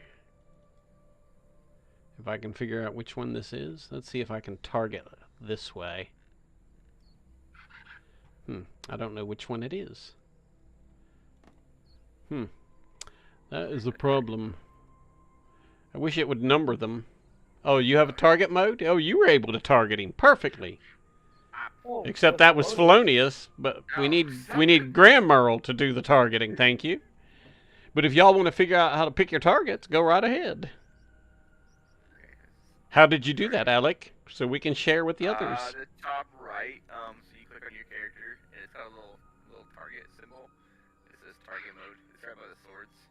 Oh, okay. And then you just drag it onto the one you want to target? Yeah. Oh, I see it. Oh, okay, cool. That's how you do it. Now, do that for Grand Merle, would you please? So we can get this combat moving? Yeah.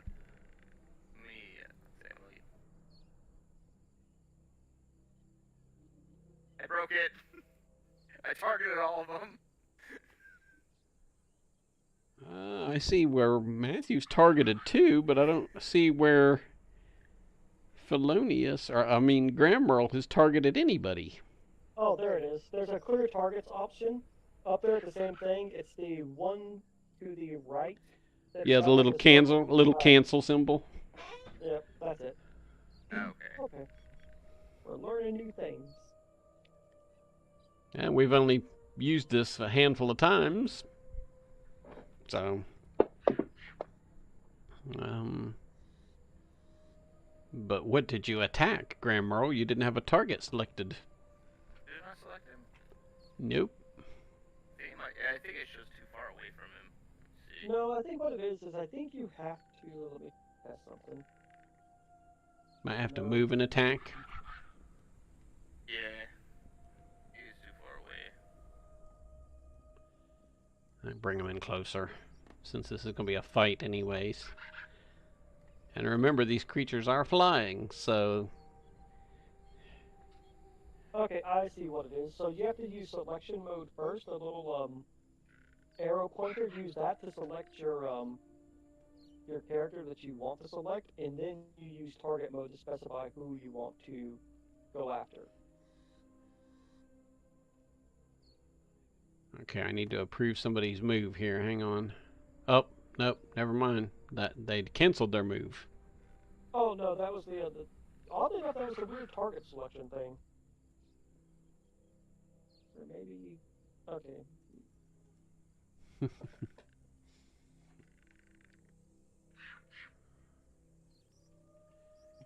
Alrighty. And then we are...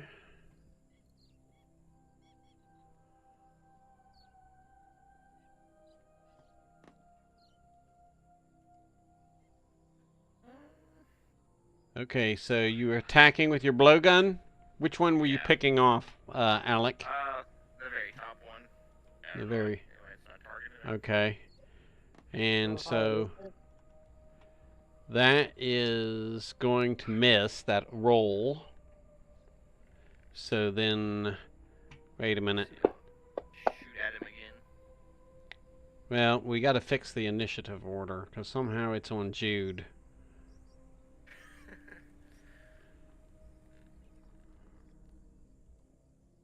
Shit.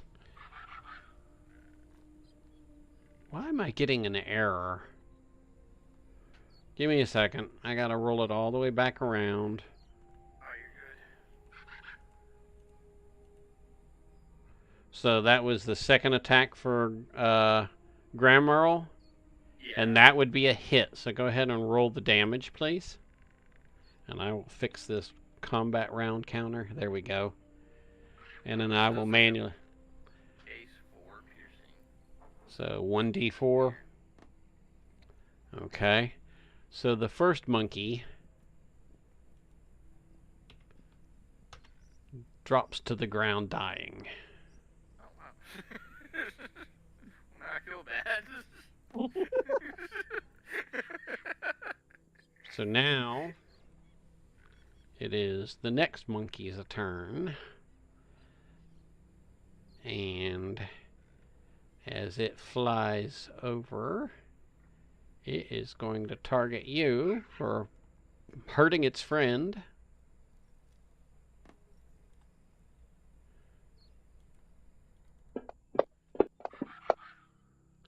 And it tries to bite you as it flies by, and it misses.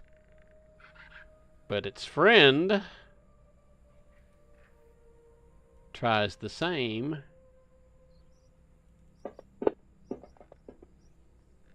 And also misses. All right. It is your paladin's turn. Alright. Let's do. Where is the target mode? That's weird. I'm not able to use the. There are the targets. Target mode again. And then Yeah, click mine and was like drag. that too.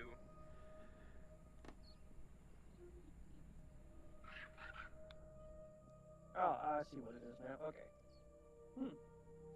Weird. It's not letting me target with ice for some reason. Well, tell me which one you want to target, and I will deal with it on my end. Alright. I guess I will target the flying monkey that has the initiative of 3. Okay. That's this one here. Okay. And here comes the good old javelin. Okay. That's going to be a hit. I don't know why it didn't target. And another monkey falls from the sky. Alright. Here comes. I'm going to target the monkey that has the initiative of 4 now. Oh, notice the bloody stains on the ground? I This like doesn't that. make me feel good. These poor little monkeys. Hey, don't worry. I have a solution for this, Alec. Don't worry. Anyway, I'm going to target the monkey that has the initiative of 4. Okay. The Hang on, and I didn't target it yet. You rolled before I locked the target. Oh, sorry. Do it again. Alrighty. Okay, roll the damage. Instant death, status dead. That's just vicious. So the Alright, that's all skewered we monkey got. plummets to the ground. And then Alright, it is, let me roll it over to Jude's turn in the initiative order. That's going to be a hit.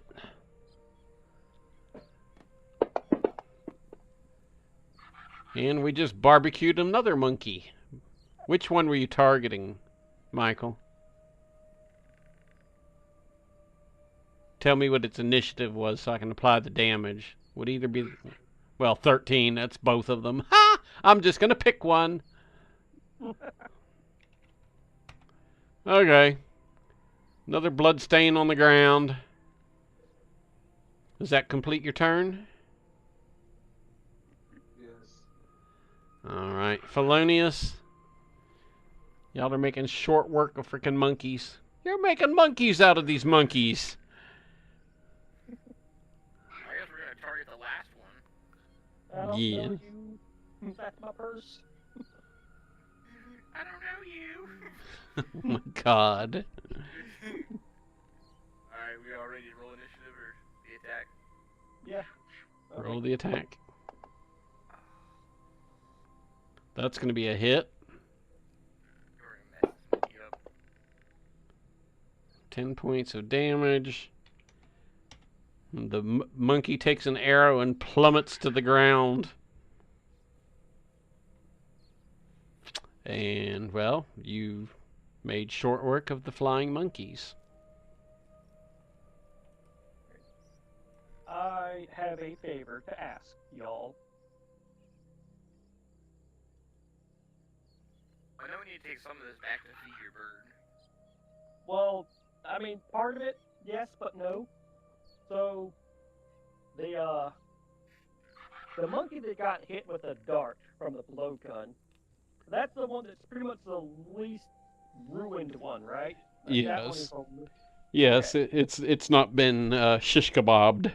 The rest are kind Alright, of shish kebabbed by arrows and javelins, or alright. cooked by Jude's firebolts. So my question is this: if I tie it up and then you spare the dying on it and a little bit of healing magic, will that bring it back to life? Since I mean, it's freshly killed, and spare the dying is to be used, when something's mostly dead. And I kind of figured that blow dart didn't really kill it too hard like the others. So can I Let do me this or roll no? back here and look at this damage. Do, do, do, do, do, do, do. So that blowgun does like a flat 4 points of damage. Yeah, that actually exceeded its hit points by 1. Hmm. So it would have put it at -1. So it would be dead. Where is... Let me read spare that. Okay. That has 0 hit points, so yeah, that'd be beyond that. Okay. Dang it. And here I was... Wait. I have Revivify. Are you trying to get another damn pet? Seriously? Yes. I mean, I'm not gonna lie. A zoo. Welcome to Monty Python Flying Circus. What are you going to do with these creatures? Well, and for that case, what are you going to do with your crew and your ship when you have to finally get off the ship and go over land? We have enough money. I'm pretty sure there might be like a boarding kennel or something for pets. Really? Out here in the middle of the fucking jungle? Okay, maybe not here in the jungle, but I mean... Let's take a 3-week trip back to Port Nyanzar to board your pets. I'm sure everybody in the party will be thrilled to do that and then have to come back upriver again. Okay, hear me out. So that control water spell that I have is a 4th level spell. Before I could only cast it twice every 8 hours. Well, now I can do it like 3 times before a rest. So instead of being able to do it 4 times a day, I can do it 6 times a day. And we've established that using it twice counts as, each time it counts as like a day of travel. So before, when we were getting, twice it was a day of travel. And since we were getting 4 of those, that'd be 2 days of travel. So we get 3 days of travel now, plus the regular travel. So 4 days of travel each day. And we were how far away? We can get 4 days of travel in one full-size regular day. And I can cast it as a higher level, so we could get like 4 1/4 days of travel. So you hadn't really looked down or looked out from the canyon top to see what lies ahead, but that is something that we can definitely do, to look at and determine, kind of give you an idea. But I can't answer that right now because you're standing in the middle of the ruins of Ambala and obviously can't see past the ruins, the walls of the ruins. Not gonna lie, I really do like this speedboating thing. It is a blast. We ought to charge people money for this. It's like, hey, want to take a trip down the river and just like speedboat through? What's the cleric doing? Oh, he's smoking crack. For what? So he can keep going with the spell casting. I don't need rest. I need magical crack. Lord have mercy. I think we should drag those monkeys back to that little old lady and give them to her, since the last one got away from our tomfoolery. So we are 2 hours and 24 minutes in. Would y'all like to take a rest in game as well as a short break so that everybody can go to the restroom, get something to drink, whatever else you need to do before we continue? Oh yeah, it's been that long. Yeah, that sounds good to me. So let's take about a 10-minute break and everybody go run the restroom and do your thing, get something to refresh yourself, and we will come back at it here shortly. Alright, I'm gonna go hit some meth and I'll be right back. Alrighty. Whatever floats your boat.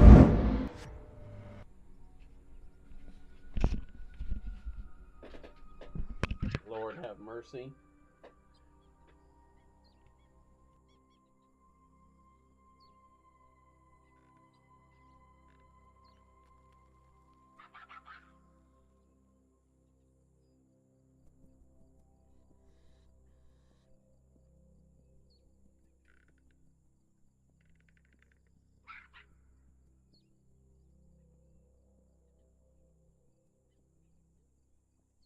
Mic off.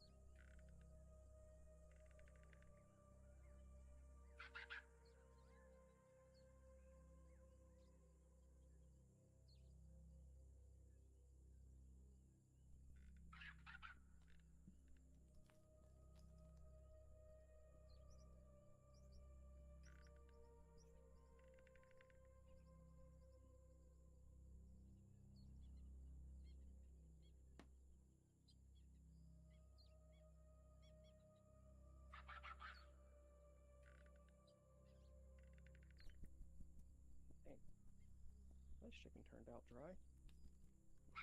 Oh well, cycle of life. Potato, potato.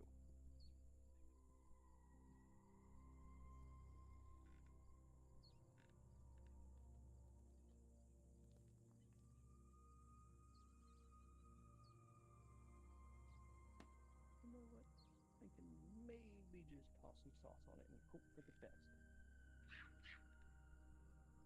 Like a happy little tree. Actually.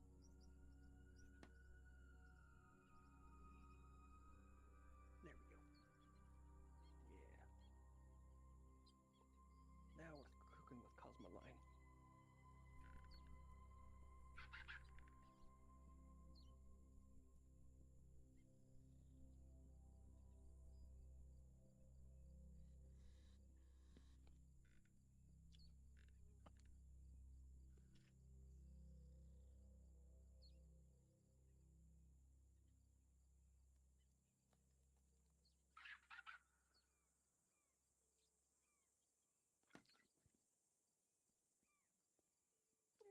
That should work, I guess.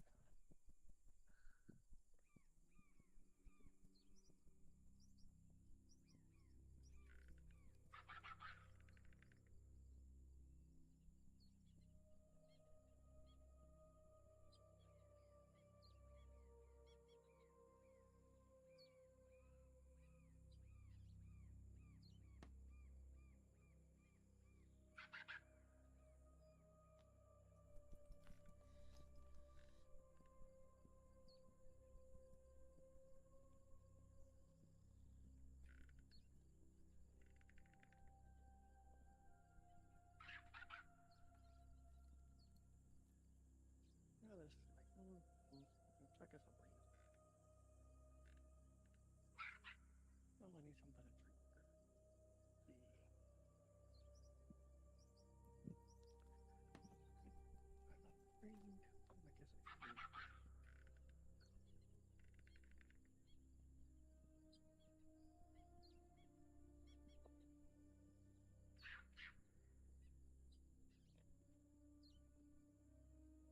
I guess I should. I need to grab more water bottles.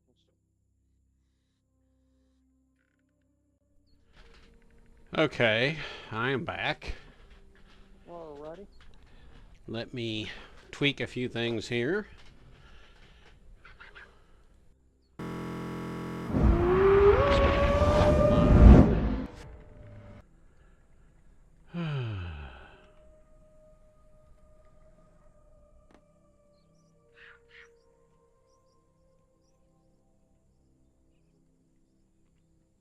Okay.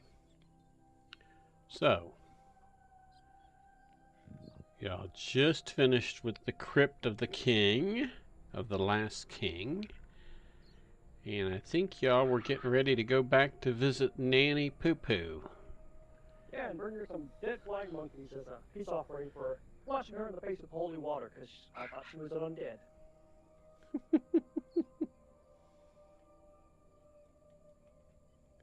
Something wrong with you?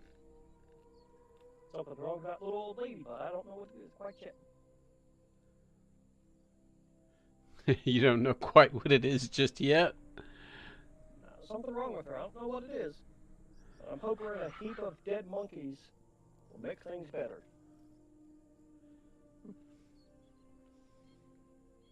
After all, progress can't be made without heaps of dead monkeys. Okay, so y'all moving back to the western side of the ruins of Mbala? Yep. Okay. Make your moves. And there. Got my two moving over there.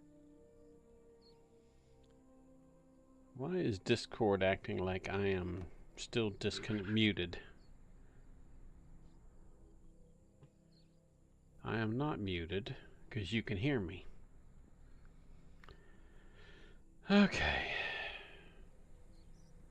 Let me approve some moves. That's just a regular old Columbus. Did you get a snack, Matt? Would you like a Capri Sun?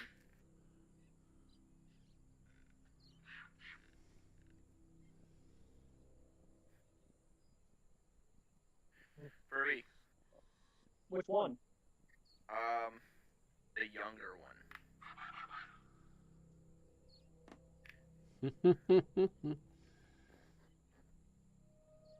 You know what? Ryan, you have Baldur's Gate, don't you? Yes, I do. I also have gotten Baldur's Gate. Matthew, you need to get Baldur's Gate. Oh yeah? How fun is We it? can play as a big old team. Wait, what? For real? Yeah. We do co-op play. Let's all play as clerics. I'm also playing as a cleric. Are you for real? I was like, you know what, Matt does this all the time, let me try it, and I feel so defenseless. I'm only level 2. Yeah, Like... you'll feel pretty weak until you can get like 3rd or 4th level spells, and you're like, I have gone from being a squish to doing the squish. Well, I didn't realize you get another cleric as part of your... So, I started off, and as Brian knows, you're in like the Mind Flayer ship. And The Nautiloid, yeah.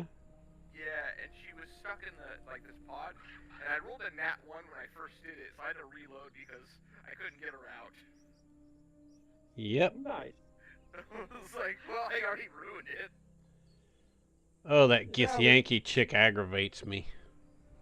Oh, yeah. I want to strangle her. Is she the hot one? I mean, she's greenish yellow, so not to me, no. Like frogs. You ever thought a frog was sexy? Yeah. Well, there you go.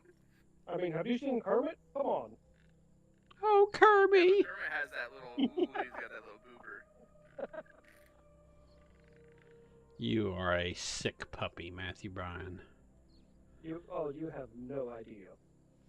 Okay, so you've gathered all outside of Nanny Poo Poo's hut. She had been, while y'all were off on your little adventure, she was digging up some additional vegetables from her little garden and adding them to her stew.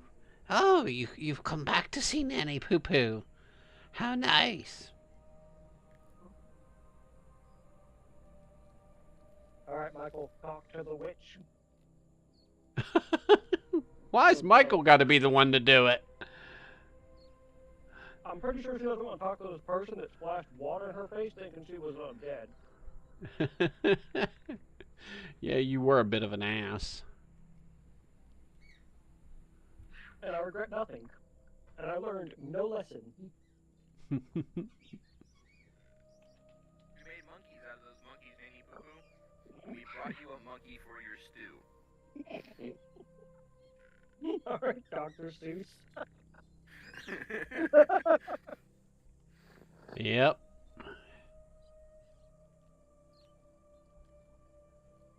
We grabbed a monkey that came to her, didn't we? Yeah. I think we grabbed all of them. Actually, we were just gonna bring our heap of dead monkeys. So you brought her several monkeys? Yes. Oh, thank you. Give me a few minutes. I'll get this cooked up and added to the stew. Oh, monkey stew is delicious.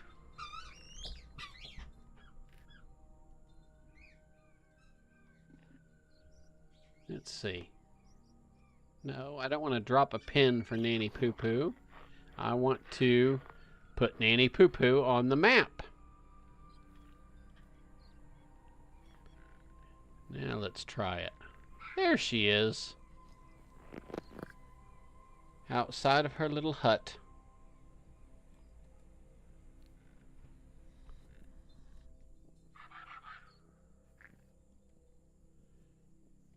Okay. So Nanny Poo Poo proceeds to skin and gut this monkey right in front of you. Says, "I'll be right back." She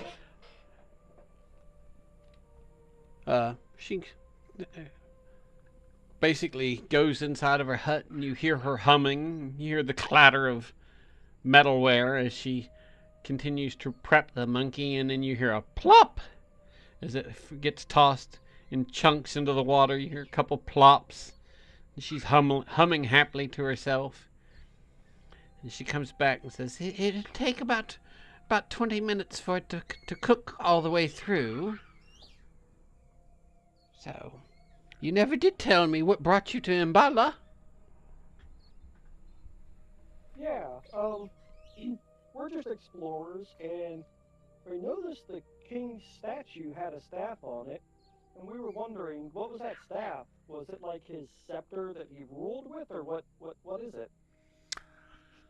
Oh, the staff, the staff. It's been so long. Let me think. I want to say that it had some magical properties, but I don't quite remember what they were. Well, we noticed the statue. It looked like it had some runes carved into the staff. Would you be able to take a look at the statue and maybe recall? Or would you have to see the staff in person again to remember what it That's does? that statue's so old and crumbling at this point that anything on the staff itself is probably weathered beyond ability to read. Um, Hmm. yeah, the staff itself was rumored to have been buried with him.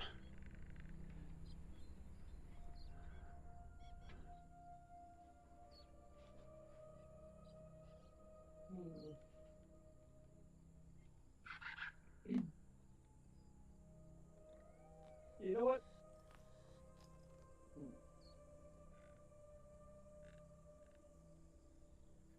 You know, I think I've seen that staff before. If I could draw the ruins on in the dirt or something, would you be able to recall from that? Possibly. Okay.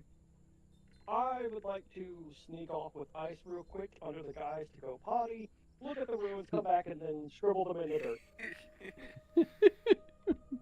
You're so slick, or at least Oh, I know.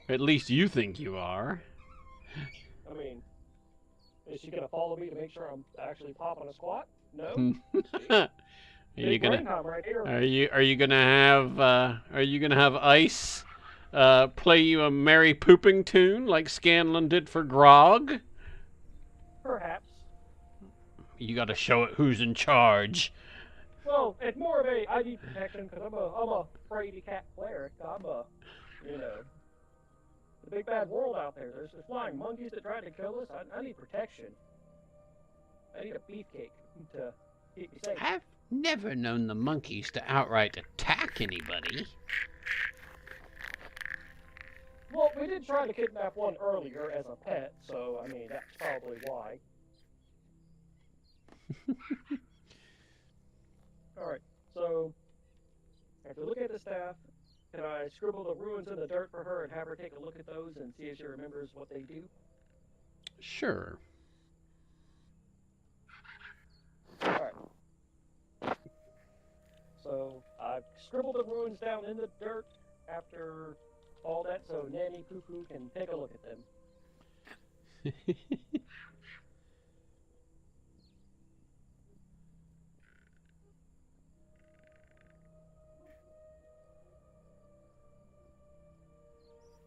So she's yes. Hmm.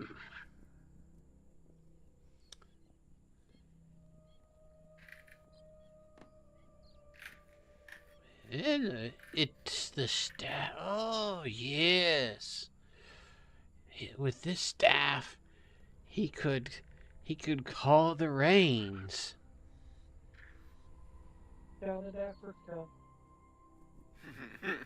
You found what?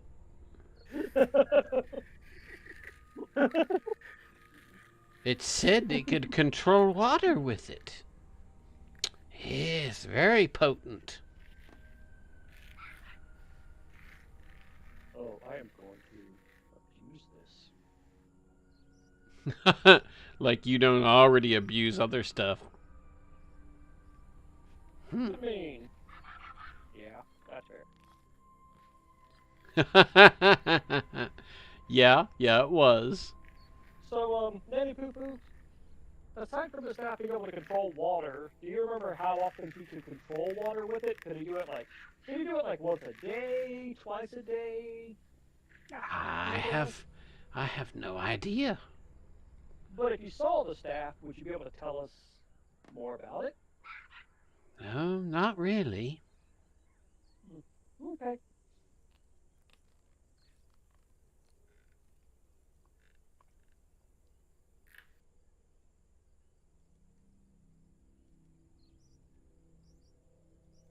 All right, what would y'all like to do? The smell of the stew, the stewed monkey meat, begins to waft out of the hut, and it actually smells quite good. We want to risk eating some strange stew from a strange old lady in the middle of a ruin, y'all. I'm not eating that. Great big, I wouldn't survive it. I say, great big gobs of greasy, grimy gopher guts, mutilated monkey meat. I was picturing the chilled monkey brains from Indiana Jones and the Temple of Doom. I was picturing that in my head, just like, yummo. Yeah. It's like, holy ma. Jude's gonna be like the blonde chick and just pass out when they pull the skull cap off the chilled monkey brains and go to eat it. She passes out. What was her name? That wasn't Marion, because Marion was in the first movie. What was the blonde? Who was the blonde chick in the second Indiana Jones movie? Now you got me. Oh, I'm trying to remember. Wrong blank.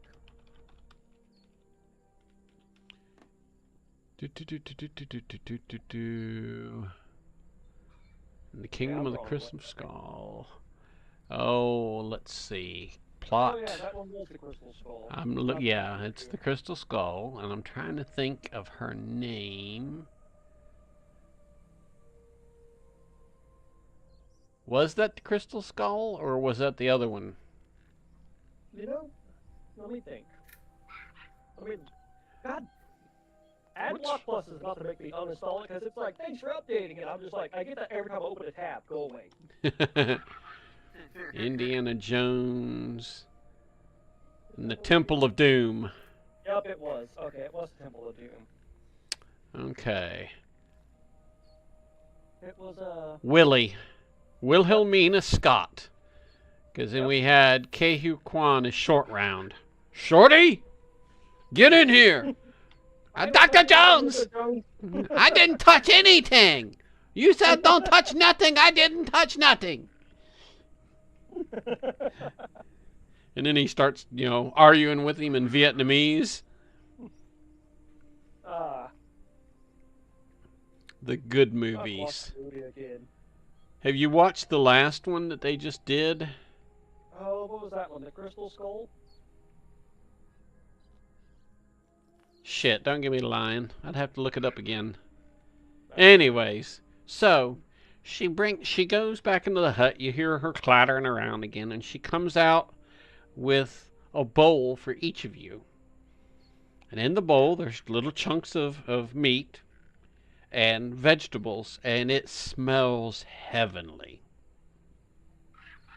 Michael, I propose that we And make she passes a bowl to each of you off of the tray she's carrying. Well, trays with just a wooden board, but anyways. Eat, it's good. Good meat. I propose, and bear with me on this, that we make Granny Flint eat it first, because as a dwarf, he's got that resistance to poison. And he can tell us if it's something wrong with it. I was gonna make him eat it anyways, so. Resistance to poison does not confer the ability to detect poison, Matthew. Makes it more just yummy. Well then. It just means he won't succumb to it like anybody else will. That's all. All right, Paladin, you're up next. I was gonna say, we need a larger sample size. Ice, baby. Dun, dun, dun, dun, dun, dun, dun. Dun, dun, dun, Yeah, dun, already dun, been dun. killed and everything else is going on with him. Let's make him eat some and see how it goes. Actually, wait a second. We're doing this wrong, boys. We have skills we can use. We don't need to just be stupid about this. I would like to do an insight check to see if she's being honest about the stew actually being good and not totally poisoned.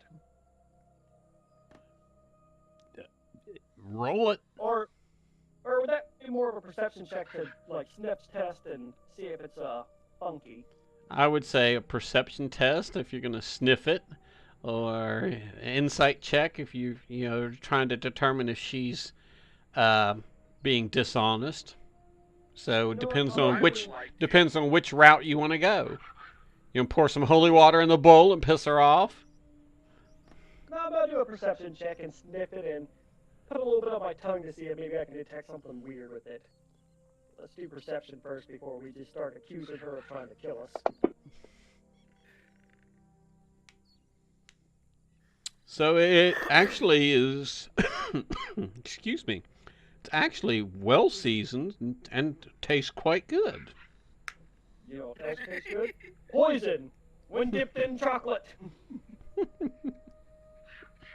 is gonna roll sleight of hand to dump out the soup quickly and go, good.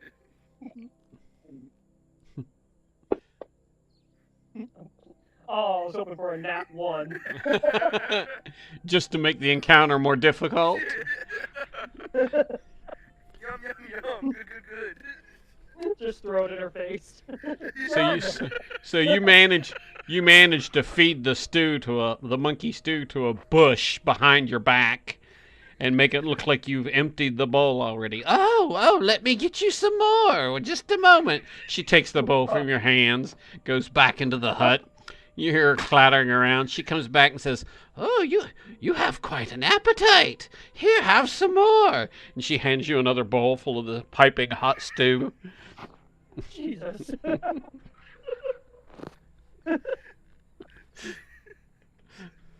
was No. ready for this encounter to go this way. Alright. You didn't anticipate me ad-libbing and improving on you, did you? Alright. I would like to do an insight check to see if she's being honest about not poisoning us and she's not trying to deceive us with her witchcraft. Yeah, she definitely gives you like witch doctor like vibes. You know, there's like a dream catcher hanging on the top of her little hovel, and chimes and feathers and a rabbit pelt Oh. here and there. So yeah, she definitely gives off some witch doctor kind of vibes. You know, I was thinking it was a bone I- necklace she had that was doing it. I told the witch doctor you didn't let me to. Ooh ee ooh ah ah. Sorry, I went all chipmunks on you. Bing, bang. Okay, so I'm sorry, you rolled an insight check to determine whether or not she's trying to poison you? Yeah, she's being honest about the stew. Don't you have a detect poison spell somewhere? I'm not gonna waste magic on a witch. Are you saying her magic is stronger than yours? That's what I'm hearing. You know, control. I'm gonna drown you with control water. I'm gonna make the stew go into your mouth. And one more time into the brig, I dump it out again. Ah! So, you try to be all slick Willy over there, but instead of sleight of handing it, you just basically spilled the shit all on your boots. She's like, "Oh, bother. So clumsy, so clumsy. Just a moment." She takes the bowl. "I'll be right back." She goes back in the hut. You hear some clattering of utensils again, and here she comes out with another bowl of stew for you. Okay. Alright. I suppose it's time. Eat! It's good! So you see her. She's got her bowl. She's eating out of it. Yeah, She's she like, probably "What?" took the antidote beforehand. Or maybe Ooh. hers isn't poisoned. My God, you're suspicious, Matthew. I'm just. Hear me out. Half a decade of working in IT security, I don't even trust hearing those voices right now. For all I know, y'all could be deep fakes, and this is a plot to get me to give up secrets, okay? I'm like half a step away from schizophrenia because of my line of work. Where everyone and everything is out to get me. We'll start bringing stew right outside your little shed now. Just leaving it for you. Swear to God. Alright, so I'm Eat, just gonna go ahead eat. and just get this done and over with. I would like to cast Detect Poison and Disease on the stew she keeps bringing us. So she kind of cocks her head and raises an eyebrow at you. What, do you think Nanny would try to poison you? Yes, absolutely. You're wearing a bone necklace. You live in a weird skeleton thing, okay? Oh, shut up and eat. So is it poisoned? No, it's not. Did you roll for it? It's a... It's not a spell you roll for, is it? Yeah. Okay. Well, I'll roll for it. No, I'm not gonna roll for it. The soup is the monkey stew. The monkey stew is not poisoned. Not diseased either, is it? No, it's not. Alright, cool. Let's kill this old lady then. Oh my God! That escalated quickly. Look, there's something going on with her anyway. She's got that green thing going on. I'm pretty sure, my God. The only person that saw the green thing is you. Hell, you might have jungle fever for all we know. Detect poison and disease. So if I was diseased, I would have known it at that moment. But you All didn't right, cast it everyone on ogle yourself. You know, everyone ogle the little old lady and find out what's going on with her with that green thing. Do perception checks on her to see if y'all see it too. There's something weird about her. Alright, come on. There's Ice's good old perception check to see that weird thing too. Bam. This gonna 18. make you two look like jerks. There's something wrong with this little old lady. Telling you. Ice kind of looks at her and kind of rubs his eyes and I don't know. See? There's something going on. Do perception checks, y'all. She's out to get us and deceive us. Matthew's so freaking paranoid. Hey, girly. You coming to see your daddy? This is weird. My mic is showing that it's muted, but my software is picking up. 1 second. Mic on. Well, he's fixing Can y'all still hear me? Yeah. Yeah, okay. That's I don't weird. perceive anything. No, you sure don't. You can open your eyes. Eyes wide shut. No, Matt, don't see what you're seeing. Not seeing it. Eat, eat, eat. Fine, I'll eat the damn stew. Where's that sleight of hand trick like what Alec did so I can eat that shit in the bushes too? Yeet. Oh my God. Y'all are. It's gonna be stew just all over the ground. So y'all managed to sleight of hand the stew again. Would you like some more? You're not quite as big as the other fellas. I don't think you need as much. You might need to watch what you Nope. eat. Nope, I'm full. I'm good. Thank you. It was delicious. You're such a butthole. Okay. And Jude's just not eating, huh? I'm not eating it. Okay. Graham Merle? Oh, he chowed it down. Look at He- that man. Well, Big boy. he holds out his bowl for her to bring him some more. Oh, Throwing yes. out 2 bowls. No, that was felonious, wasn't it? Yeah. Hold on. Felonious sleight of hand the 2 bowls. Ah, okay. And Graham Merle's chowed down. Oh, we have another pup at the table. Who's gonna be the only sick one? We eat worms in the mine. Stew won't hurt none. Hi, girly. Oh, her come to see her daddy. Is that Carmen? Yes. I let them out when we took our short break, so she had her break. Now she's coming to visit me. Okay. So, after everybody's eaten, she's like, well, it's been a lot, and it's starting to get towards dusk. What are y'all, she's cleaning up the dinnerware as you're free to make camp anywhere in the village. There's plenty of space. I just wouldn't camp too close to any of the walls that have collapsed and close to the jungle, 'cause you never know what comes crawling out at night and stalks around in here when we're asleep. Hey, Poo-Poo, I was under the impression that we could sleep in your hut tonight, seeing that you served us dinner. There's not enough room for all of us in my hut.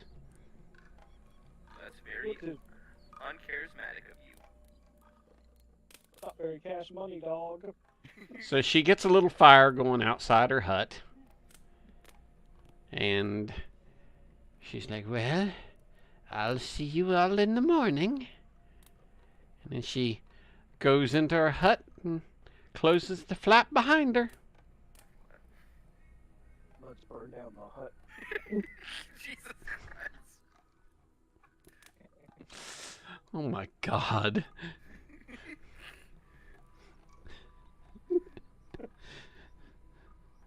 Matthew. You know what? What? I'll let you do it, but you gotta initiate it.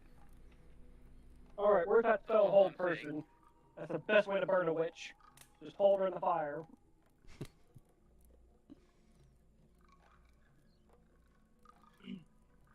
Yeah, no, I don't want to do it. You know, she really puts up with a lot of bullshit. Really just stay here and just prank on her for a few years. Why are you Jesus. still here? To be dicks. We never ate your stew, nor did we like it. Oh my That's God. why the one bush over there is dying in front of your hut. We've been feeding it your stew. Oh Lord, have mercy.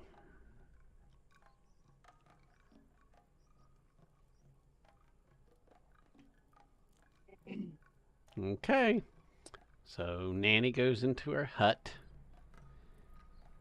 She left a little fire burning outside for y'all. What y'all gonna do? Let's see, where would be a good... Ooh, I got it. I have got the biggest brain. Wait. Maybe this would be a big brain idea. You looking for a spot to camp for the night? Yeah, I zoomed the map back out for y'all. Yeah, I'm looking around. There's the well over there. And then you've got a couple of buildings that a good chunk of the stones are still standing. Their roofs are gone. Northwest tower that's pretty secluded. The Northwest Tower. Oh, They got two of them. yeah. I see that one. But I raise you. I think he's looking over here Yeah. Wait. or over here. This, too. That's a nice little spot. Except but it's let's open to go the that jungle. side. Yeah, there's no exterior wall there. I was thinking this area in here, y'all. Hear me out. We could have... There's some rocks over here. We could probably build up a wall there, have one way in or out, and still have this little building here for the main camp. Plus, we have a wall where we can, do a little bit of patrol to make sure nothing's trying to sneak up on the wall. Yeah, that's a good spot. That works. All right. Alrighty. Move yourselves up there.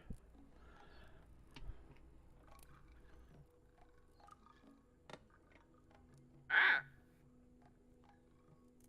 Fine. I went into view toggle mode and it made it a 2D plane.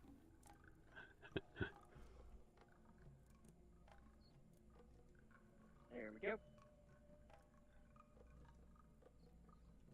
Vroom, vroom, Power Rangers. Oh.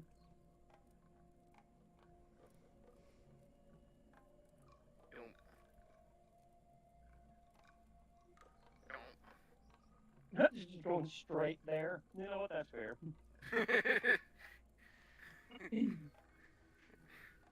I mean, it's not like we're in combat or anything. Yeah, you just learned to walk over and through walls like a savage.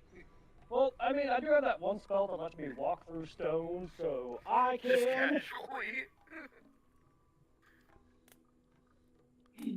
And Gravy's a dwarf. He probably does some weird seduction of the stone to make it move for him. You know that like little burrowing thing that they do? Just burrow like a hedgehog. Not a hedgehog. Groundhog. Like a mole. There you go. We're getting there. Alrighty. So this is your little camp. Yep. Alrighty.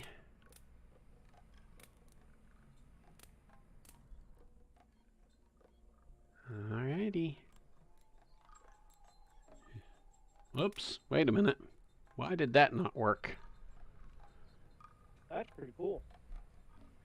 No, it's not. Because I see the light effects on the DM side, but on the player side, I see nothing but a black screen. Oh, I see like a gray circle where we are. Okay.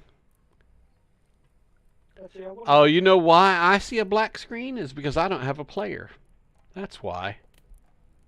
that makes sense. Okay. So this is the limits of your dark vision this evening, unless you want to start a fire. You know, it looks like it's centered on my character. Will you let my character move over there to that one spot real quick and test something? Yeah, you want to see if it moves it with you? It does. Okay. At least it That's pretty should. cool.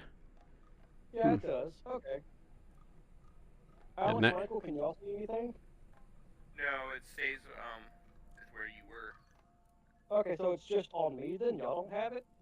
When you move, Gross thing.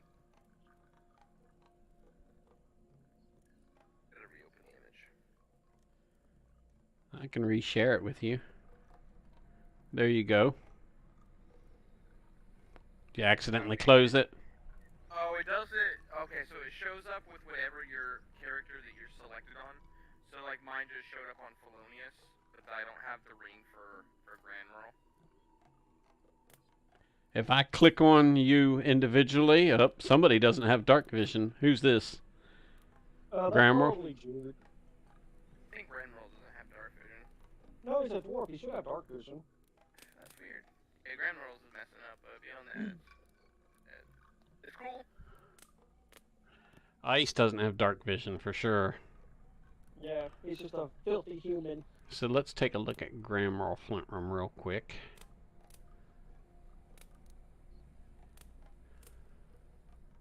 You should. I'll be right back in just a second, Chult. Okay. I am going to take a look at something here.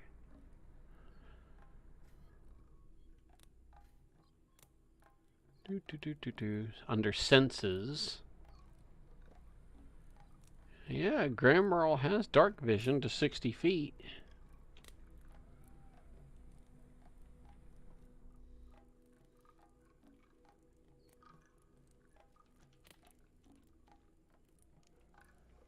So I don't know why.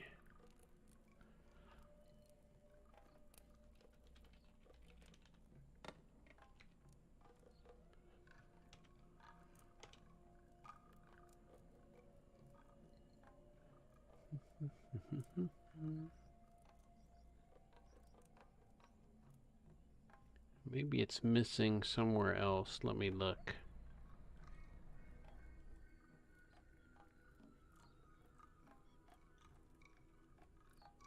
No, okay, let me close this. Now let me...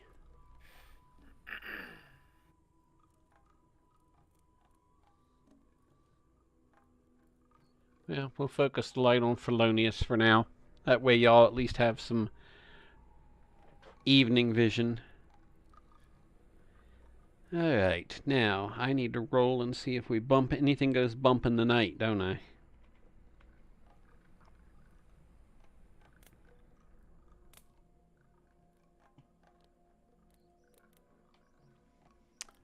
But you know what? The problem is I'm sharing the map with everybody and nobody else can see it on the stream. So let me just toggle it, that way it's visible to everybody. And then...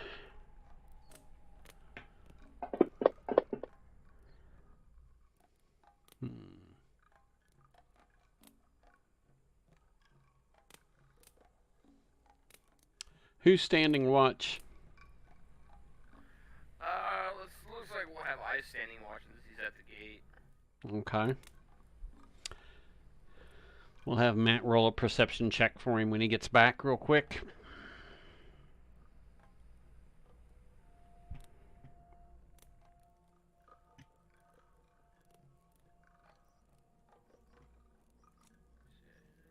Yeah, it's locked.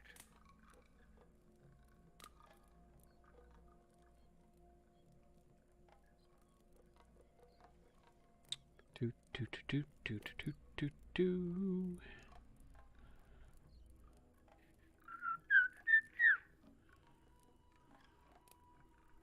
Sorry about that. I felt like burning my hands with some sticky rice. Well, we're going to have you roll a perception check for Ice to see if he sees anything during the night. Alrighty. I'm scared to shoot. Ah. There it is. I know it's stuck around in one of the corners. Let's see. Alright. Roll good. Or not. Or just keep your eyes shut. That works too. He That's sees hysterical. everything, but nothing. He sees the back of his eyelids, apparently. I was suffocating a fly. What was it they used to say at TDCJ? If you get caught, just say amen and act like you were praying.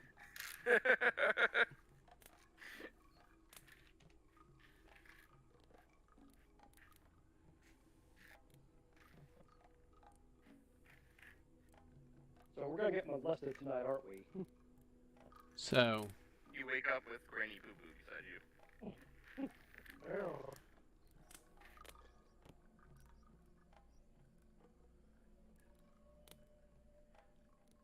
so roll another perception check for me, please, for Ice. alrighty.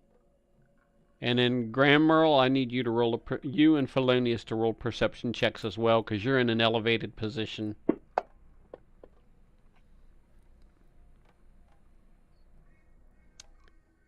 Okay. Jesus Christ, we're all fucking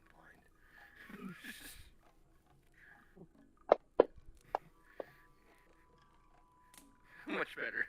So Felonius and Ice see this cat-like creature stalk around the corner of the encampment, but it doesn't come any closer. It's like it just sits there and watches y'all. Let's watch it act. Can It, Felonius try a nature check to see if he recognizes what kind of creature it is? It looks like a leopard with snakes coming out of its shoulders. Well, that's Oh. terrifying. Suppose it's time to sound the alarm and wake up the party, huh? Well, so far it's not attacking. It does pace back and forth a little bit across the eastern side of the encampment. It does this everywhere. does this for about an hour, and then it lumbers back off. And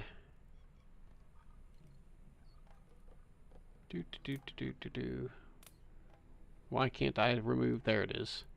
Then it just kind of disappears back into the forest.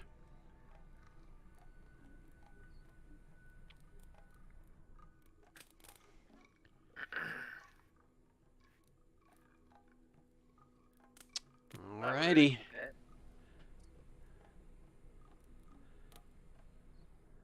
Oh yeah, it would have made a good pet, huh? So, after everybody is long rested, the next day starts off hot and humid because, hey, you're in the jungle. That's why. Welcome to the jungle. We've got fun and games. You will get the trench foot because it's always wet down here. Combo breaker. Okay, so we're forming a band. Alec is out. I'm just saying. All right, what's the plan? Are we gonna try to start making our way to travel to go kill those lizard things, or are we just gonna leave Nanny here to fend for herself and take care of the curses? Yeah, let's go take care of the curse. We'll deal with the lizard things on the way. If they're on the way, we'll deal with them. If not, no foot off my back. Alright, that sounds like a good plan. So we can start making our way back to the old ship. Alrighty. So, as you get to... have everybody move over towards the gates, please. Alrighty. Since you're getting ready to depart this place.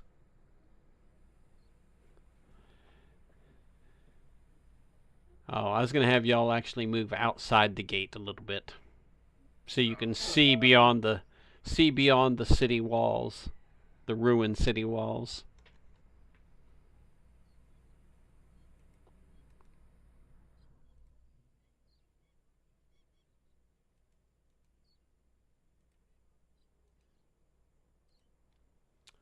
Man on the run. Man on the run. Sorry. Or Nanny Poo Poo. We didn't even say bye, we just ditched her. You'll be alright. She's used to be alone.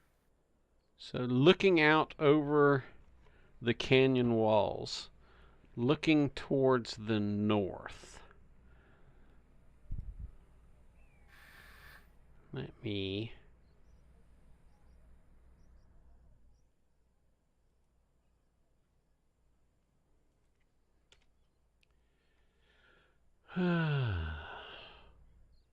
You know, you see the canyon continues on for a way, the river down below.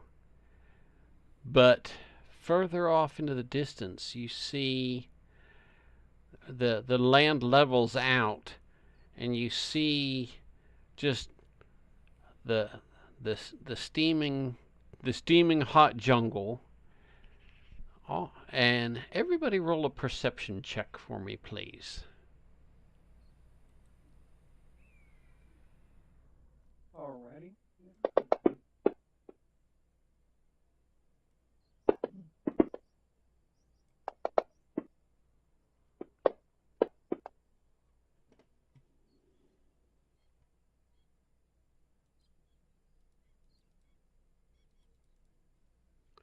All right, let's see. So, Jude and Felonius. The rest of you, what you see is just jungle. But you see, Jude, you see off in the jungle, you see what looks like, and it's an oddity, it looks like a ship stuck in the trees off in the distance. And Felonius, you see it too. Further beyond that, there is for lack of a better description, a flying island.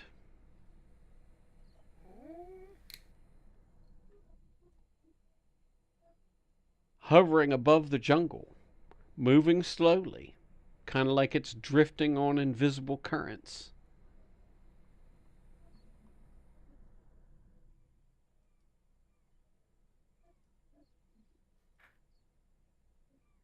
So you see these.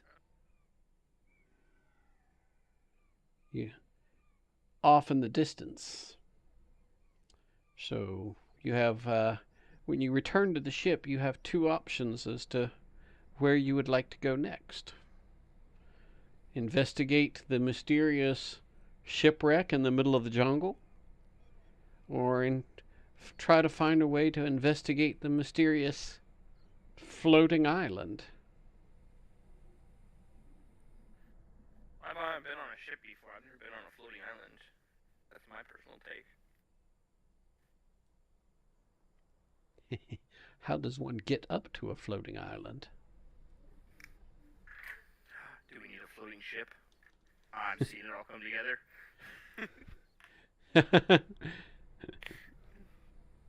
So, I might be able to answer that. But, well, I vote the floating island, because that shipwreck in the trees ain't going anywhere, but you said the island is drifting. I feel like we should, I'm with Alec on this, we should check out the island. The flying island? Yeah. Okay. Jude, do you have an opinion? Go for the island. Alrighty. Let's see. Why am I not seeing? Oh, my map is in the way. I'm going to go ahead and close the map of Imbala. And let me move some stuff around.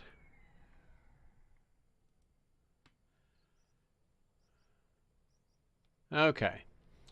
So,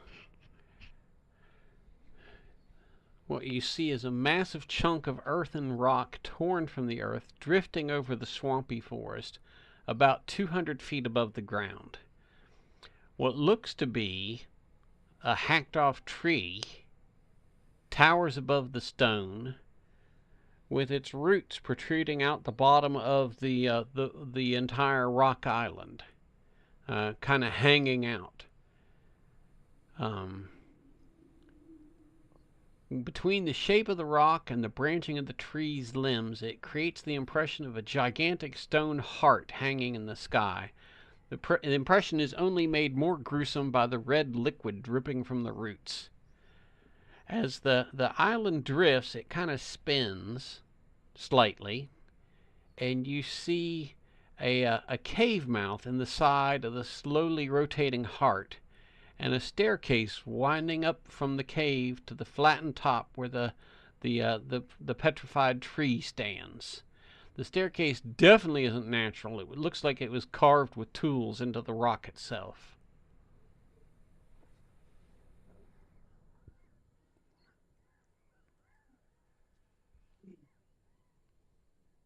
You said it's about 200 feet up in the air or so? Yes, because you figure a lot of these jungle trees grow to 80 to 100 feet, and it's easily 100 feet above the treetops. Okay. And what's the terrain like around us? Is it the swamp? Is there water? Where you're at is you're still on top of the plateau because this, you know, this is the first time got to see this. You didn't notice it when you climbed up earlier because you were too fascinated by the skulls, um, and everything else in the ruins of Umbala.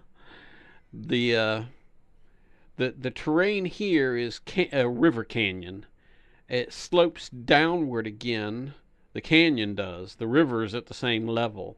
It slopes down into jungle below, and you see dots of swamp here and there scattered throughout the terrain. The quote unquote shipwreck that you see in the trees is in a jungled section further to the northwest. And then, of course, the floating island, you'll have to, is further beyond that, but it looks like it's kind of drifting this way. Okay. So since we're higher up in a canyon, we just have to really just wait for it to get close and we can hop to it maybe? I don't think it's going to quite come this close to the canyon. Depends on its travel pattern. You could probably spend months up here and never really discern what its travel pattern is because it moves very slowly. Ah, okay. Mr. Krabs, I have an idea. What's your deer? My idea is this. If we go check out that island thing, right?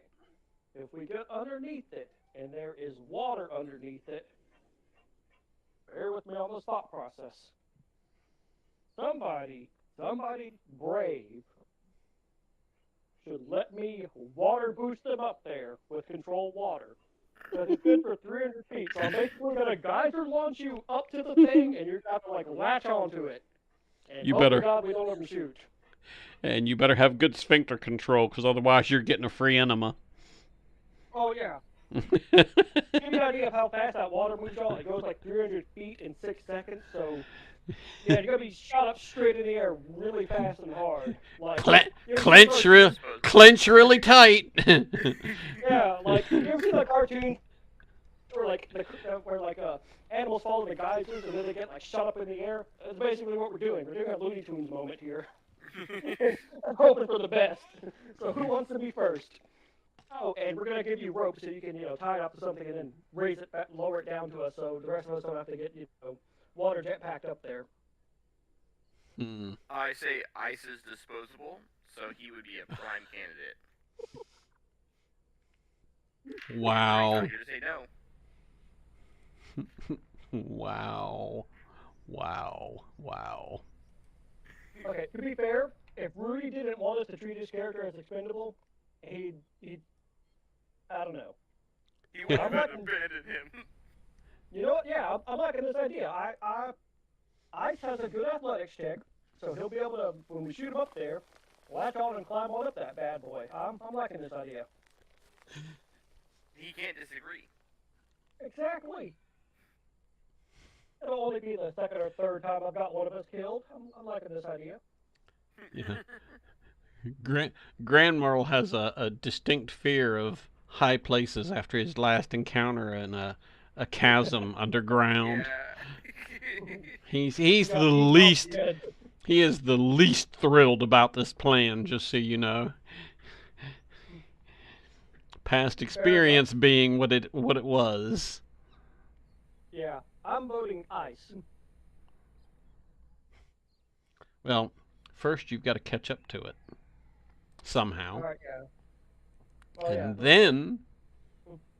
then you've got to have this ridiculous plan to get onto it. It'll work out, I think. You trust me, God. So, after a couple of hours of clinching the wall and climbing down the stone stairs from the canyon peak, you finally reach the jungle river basin where your ship has been waiting patiently in the middle of the river at anchor, and your longboat tied to trees here on the shore. As y'all approach the shore, your tabaxi friends wave from the ship. They see you. You know, because they stayed with the ship to guard it. Alrighty. So, back to the boat? Yep, back to the boat, and let's go island chasing. Well, before we get that far...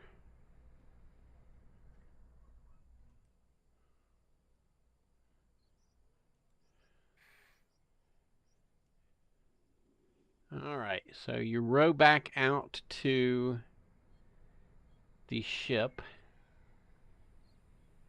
and as you bring the longboat up alongside and start to climb aboard and begin the task of hauling the longboat up on the divots to secure it, a shadow passes over the boat. Just the briefest instant, something blocked out the sun. As you were working. Who'd like to roll a perception check to see if they caught a glimpse of what it was? I'll make that roll. Make it.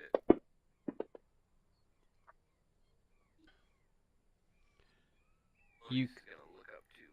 Oh, you got it. You're good. You catch a glimpse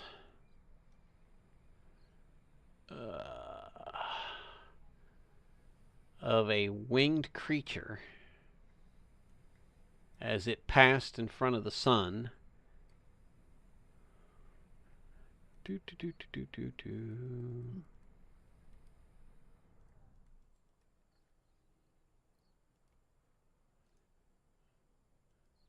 That looks somewhat like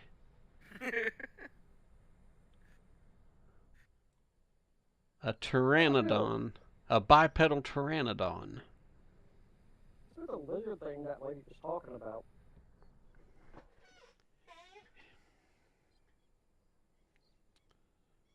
All of a sudden you hear, coming over the treetops, the sound of the flapping of wings.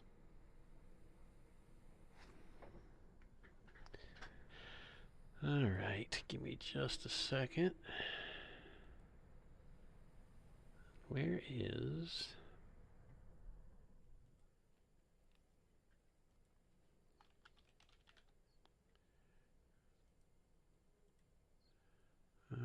Oh, hang on.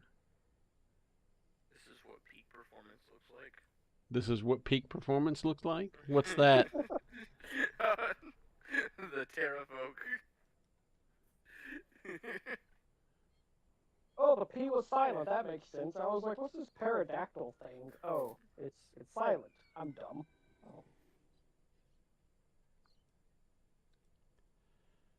Okay.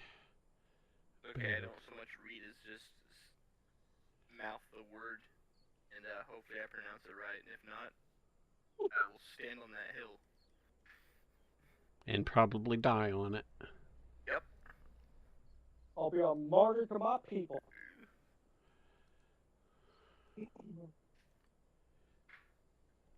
Alrighty.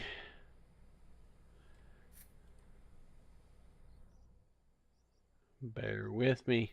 You hear the flapping of wings.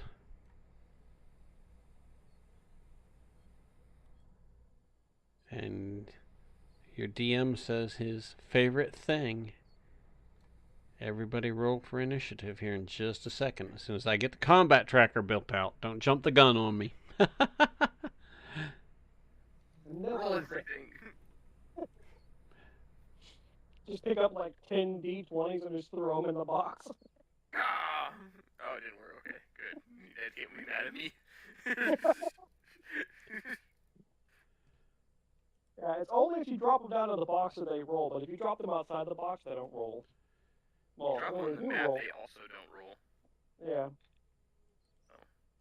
Lucky me. Alright, everybody roll up your initiative.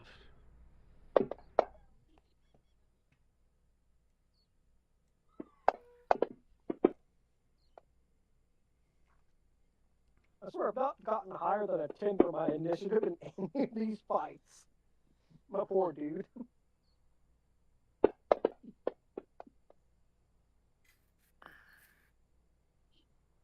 Alrighty.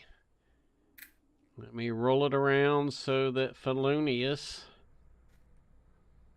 will go first in the first round of combat. And let me drop some bad dudes onto the map.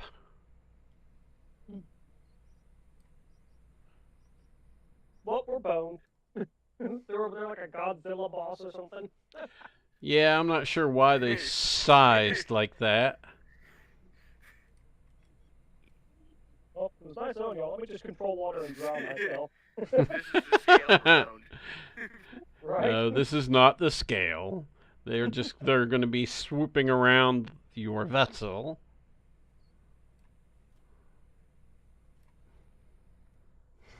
Just 4? Okay, I feel like we can handle them, y'all. I'm like 50% certain of it. There's the Elder. Okay, I just wanted to make sure he was on the map. Okay, yes, there are just 4. Would you like some more? I can get you some more. Please, sir, might I have some more? More? You want more? Okay, so don't forget you do have the 2 deck crossbows on the ship that you can use, as well as any of your ranged weapons. Obviously, Melee weapons are going to be useless in this fight. Unless one lands on the deck. Actually, let me find... Do I have a map? Hang on. Where's my images? Ship? Is it listed as ship on water? Yes, I'm going to actually change our map. Give me just a second. Okay. Well,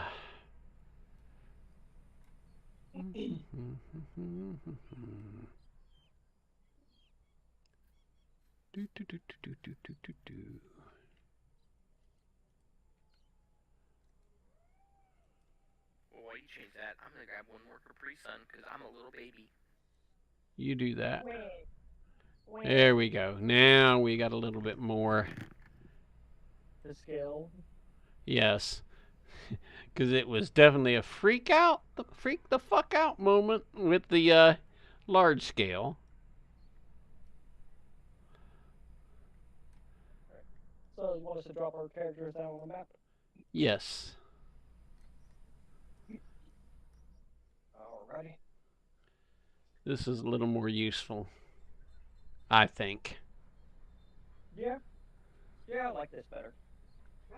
Michael, come here and let me touch you. I got something for you, Michael. You're gonna like it. I'll guarantee it.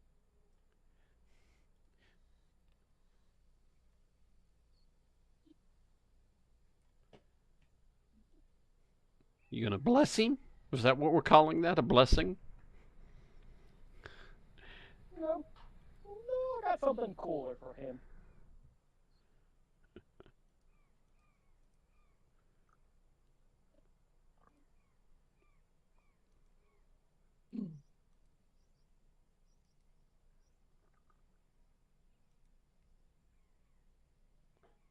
Alrighty. You got something cooler for him. Oh yeah. Oh yeah. Oh, how high are these creatures up in the air, by the way? They're swooping and diving, so their elevation is constantly changing as they're circling the ship and crisscrossing, and they've got a pretty fast fly speed, so... But they're not going above 300 feet, are they? In height? Mark? Not here in Yeah. this... No, not in this location. Are you trying to ride them onto the island? Hmm? Are you trying to ride one onto the island? No, I was thinking about... Never mind. I don't want to say it. I just need Michael to come here so I can touch him. Michael, come here. Let me touch you. Alright. Is it my go? Let me shoot at him with my old bow-yo? Oh, I thought you were going to throw your thing on the map. Oh, am I on the map? No, I got mine in the paladin, but that's it. Let's see Alright, who let me is throw. that down there. Grand Rural has a fucking blow dart gun, so I'm gonna go. I guess we have a crossbow at the front, Yeah, right? a fore crossbow and an aft crossbow. Yeah, one at the front and Crossbow back. up there.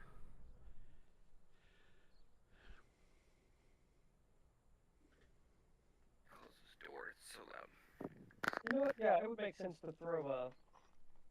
Let me... Okay.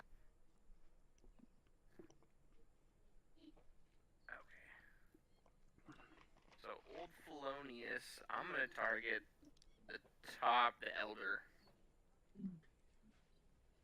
Okay. Felonious is targeting the elder. Let me mark that. Got it. Alright. And away we go. Well, that's a hit. Roll the damage. Alright. I'm still gonna target the elder one more time.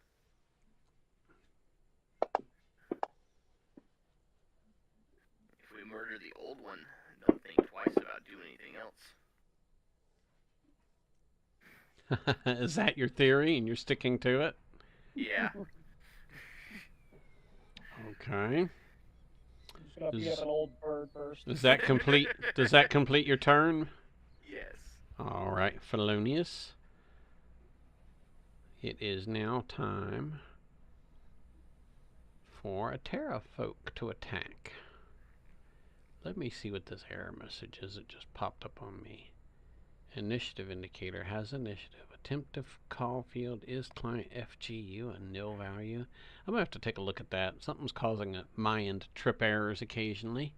All right, which I am looking at this one, right? And he is going to target. Who is this right here? Oh, Matthew. Matthew is the target. Okay. Come touch me with your bird hands. I just want to feel your touch. He swoops in. Oh shit! And he messes you up.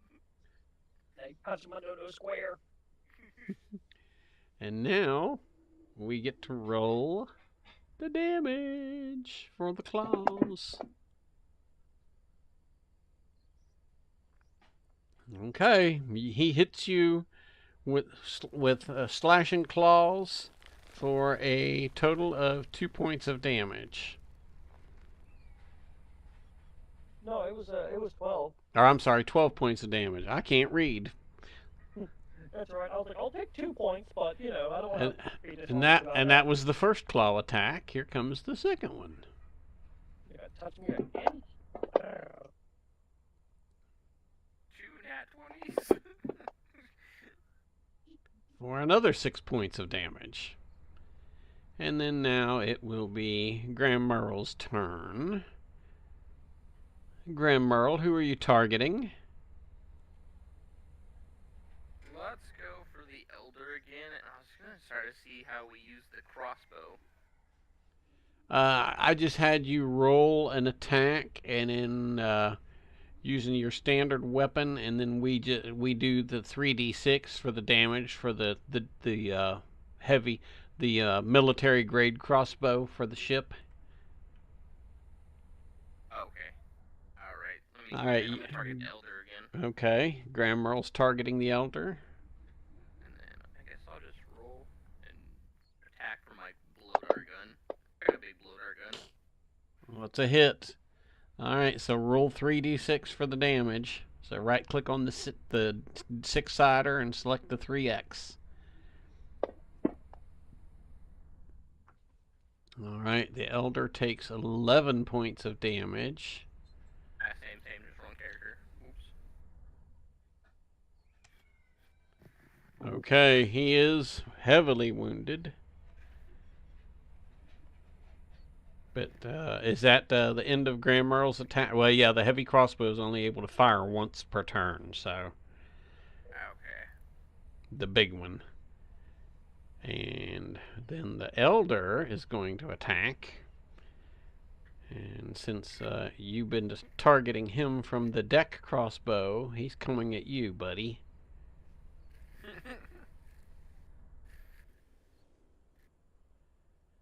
Except he swoops in and casts a javelin, but then misses you. The javelin, ting, into the deck by your feet at the crossbow. And then he tries a second time. Free javelin.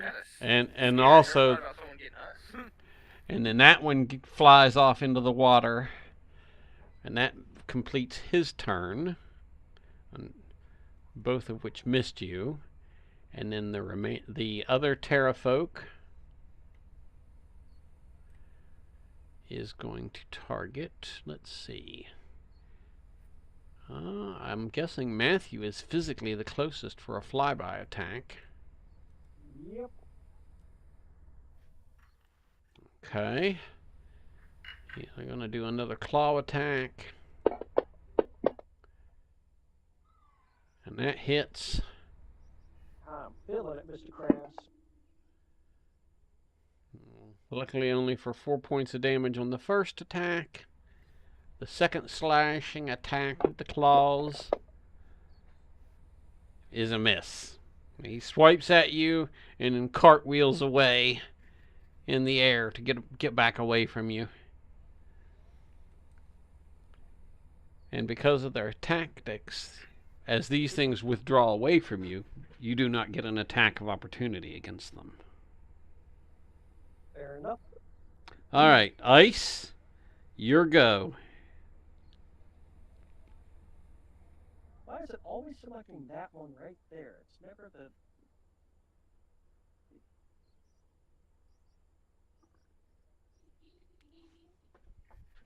Okay, Which there wh- it is.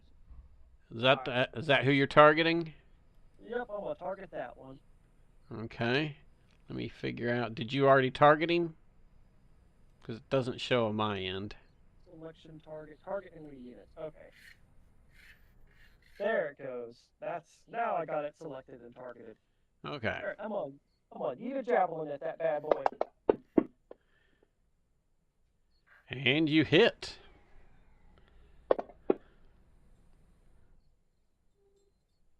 All right. 5 points of damage on him. Ice has a second attack. Yep, javelin number 2. Oh, that was just 1 and 2. Like, come on. Yeah, you're like, I've had better days, right? All right, all right. well, now it's actually your cleric's turn. Oops. I accidentally closed out the thing. Can you reshare it? What, the map? Yeah.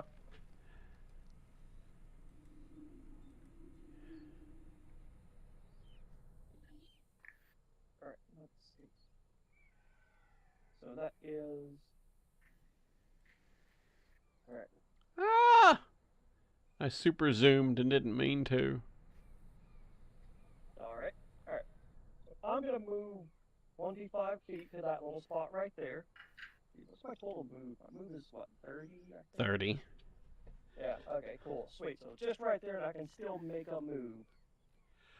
Let's see. I'm going to target. I'm going to approve that move real quick. Okay. Target move. Target enemy. Okay. Let me see.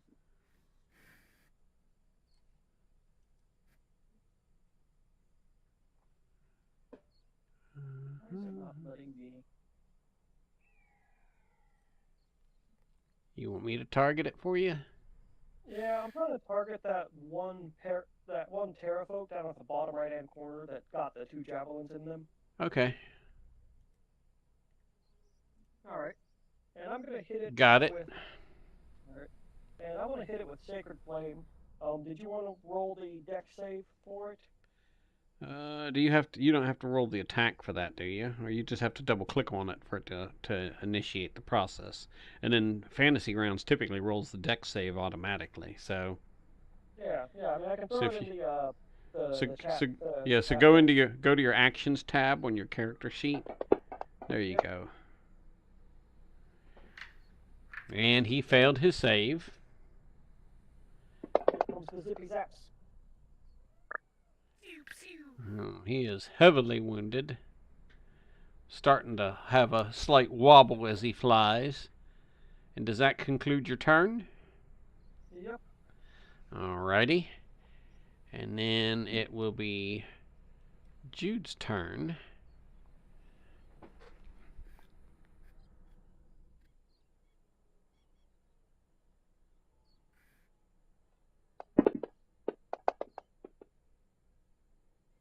Chromatic Orb is a hit. Nice. Oh, Chromatic Orb is a cool spell. I love it. Damn. Oh, nice. Ouch! Serious hit.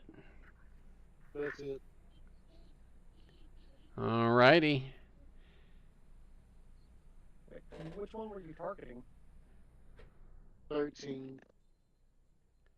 Number Do, do, 13? do, do, do, Okay. do. Okay. Why am I not seeing it on the map? Okay, I see it up here, but it didn't put it on the character. I'll put it on there manually. There we go. Okay. And then it is the remaining Terrafolk's attack. And who is he going to target? I think that's Grand Merle in the prow of the ship Mm-hmm. for a claw attack. That is a Might hit. shoot, I need a claw attack. Apparently not.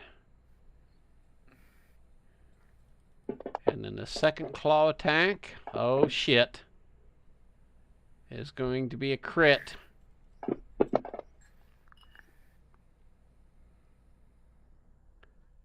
Alright, so Grand Merle takes a nice chunk of damage from that attack, and that will complete the Terrafolk's turn, and then it will be for beginning of round 2 with Felonius. You are up. I'm You got gonna target. Am I still targeting the elder? I'm gonna kill that old man. Yes, you're still targeting the Elder. Shit, I threw too hard. Sorry, I yawned. Oh shit. Another crit. Let's go. Alright. Okay. Throw the damage. Oh. So he plunges into the water. Damn. And you see just blood floating on the surface of the water. Mixing. Screw that. Alrighty. Alright, I will target the top left. Oh, hang on. I screwed up. Oh, What is... Is that my Sirenscape making weird noises? It's still round 2. Sorry. Now it's, yeah, who are you targeting now? top left. Let me see. Yeah, it's the top left one. Right. I gotta figure out which one he is. I think that's the one with the 21 It's the initiative. healthy one. Yeah, it's... Okay, so we're gonna target him. Sorry, I was flipping the identification tab to help me identifying. Okay, launch your attack.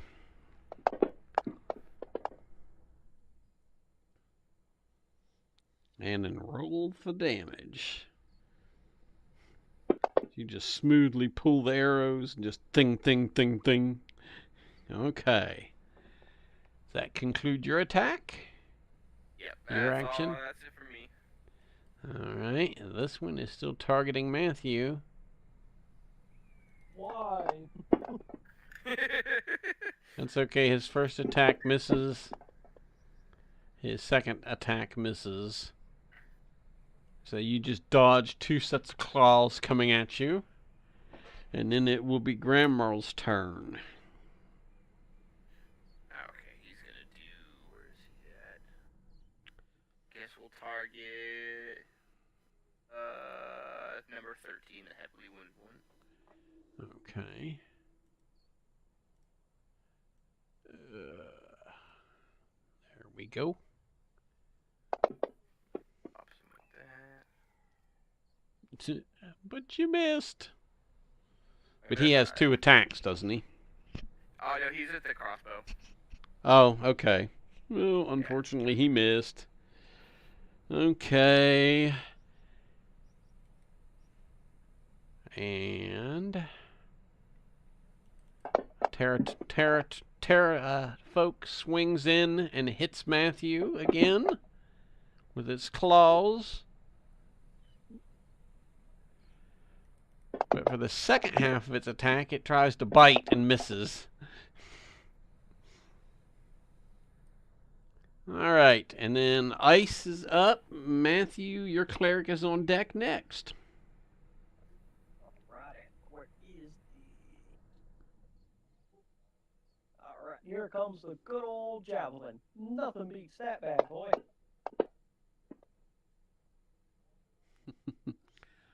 It's actually a hit. And another one bites the dust. Damn. A target.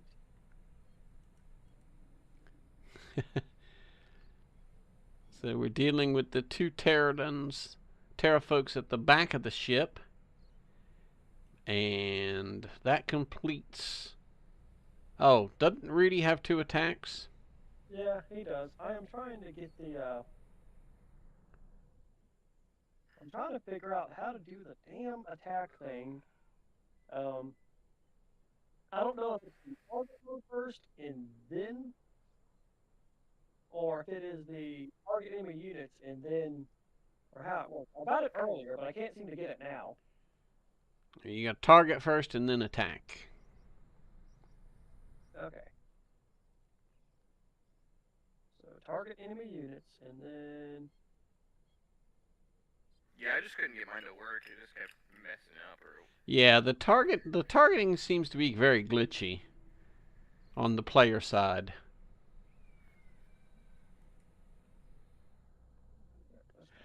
If you click on the little bullseye up on the toolbar, then just click on the token that you want to target. That should do it. But the I shield, think the little target shield has to turn red, indicating that you're in targeting mode. Okay. All right. Yeah. So can you see the one that I'm targeting? The bottom left corner one. Um, I don't see it picking it up on him, but I will.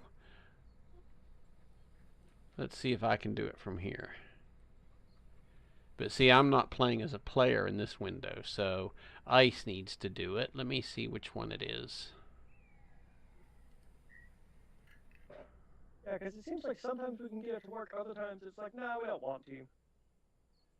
Okay, from what I it's noticed, it's the one. From what I can tell, it's the one that's more seriously wounded. So I can get it this way. Give me just a second. Let me drag it to here. Now you should be able to attack it. All right. Time to yeet the javelin again. Oh, nice hit.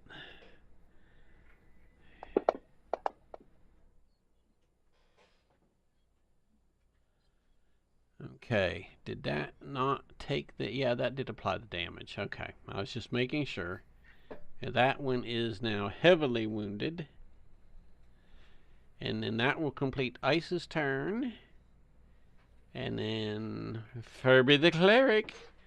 Go kill something. All right. I'm going to move over here to Michael, my bestest friend. Okay. Let me approve that real quick. Whoops.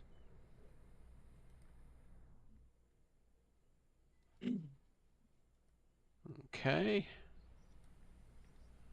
Let's see. Where is my spells?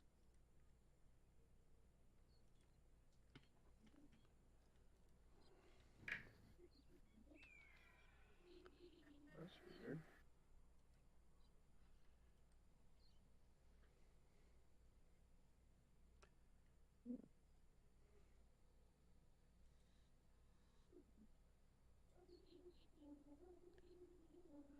Alrighty. There we go. Let's see. This doesn't have everything. You targeting the same one, or are you going to target the opposite one? Just so I know. I'm going to target the same one that I hit recently. I'm going to hit it with that good old Sacred Flame. Okay, I've got the target selected for you just to automate the attack. Make it All run right. a little smoother. And it failed its dex save. And now it plunges into the water. Alright, so the remaining Terrafolk at this point beats it out of here when he sees the last of his companions fall.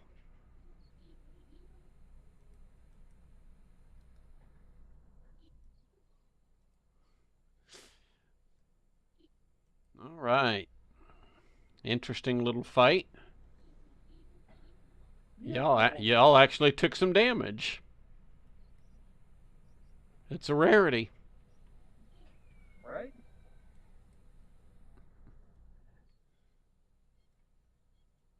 Alright. Well, continuing on. Guys, we're at the 4 hour plus mark. If y'all want to continue, we can continue. Or if you want us to suspend and resume, we can do that as well. I don't know what y'all's time frames look like this evening. I think we're in a good spot to camp out for the night and take a break. Heal up, long rest, and heal everybody up, and then be ready for the second half of the session. Yeah. I was overplanned for tonight. Well, I've had a couple of weeks to plan, honestly, so.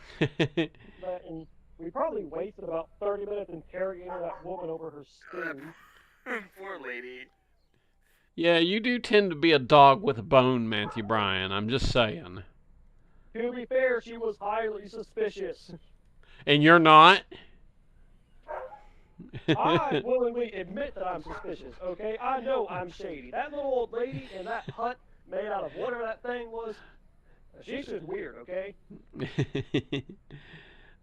You're no fun whatsoever. Oh, that reminds me. That would have been an interesting fight, by the way. Did you come to a decision about me being allowed to take that zombie back with us? The zombie and mummy pieces? Well, I want the zombie. The mummy, it's pretty messed up, but the zombie, I have a use for that. Yes, I'll let you have the zombie pieces. I don't know why. Maybe to be axe beak food? Oh no. Oh no. So, alright, well, this is a good stopping point for our adventurers. You've completed the a fight with the terrafolk in the air. You've raided the crypt of the last king of Mbala, and you've met Nanny Poo Poo, who, by the way, still had a standing offer to heal or resurrect anybody in your party if it was needed. Yeah, I don't trust her. You but as night falls, you're still in the river canyon. You've got probably a half a day's travel to get clear of the canyons and into the the lowland jungle and swamps ahead. And I'm assuming the goal is either the floating rock island that is the heart of Ubto, or the shipwreck in the trees. Oh yeah, I did make a note of that. That way we don't forget.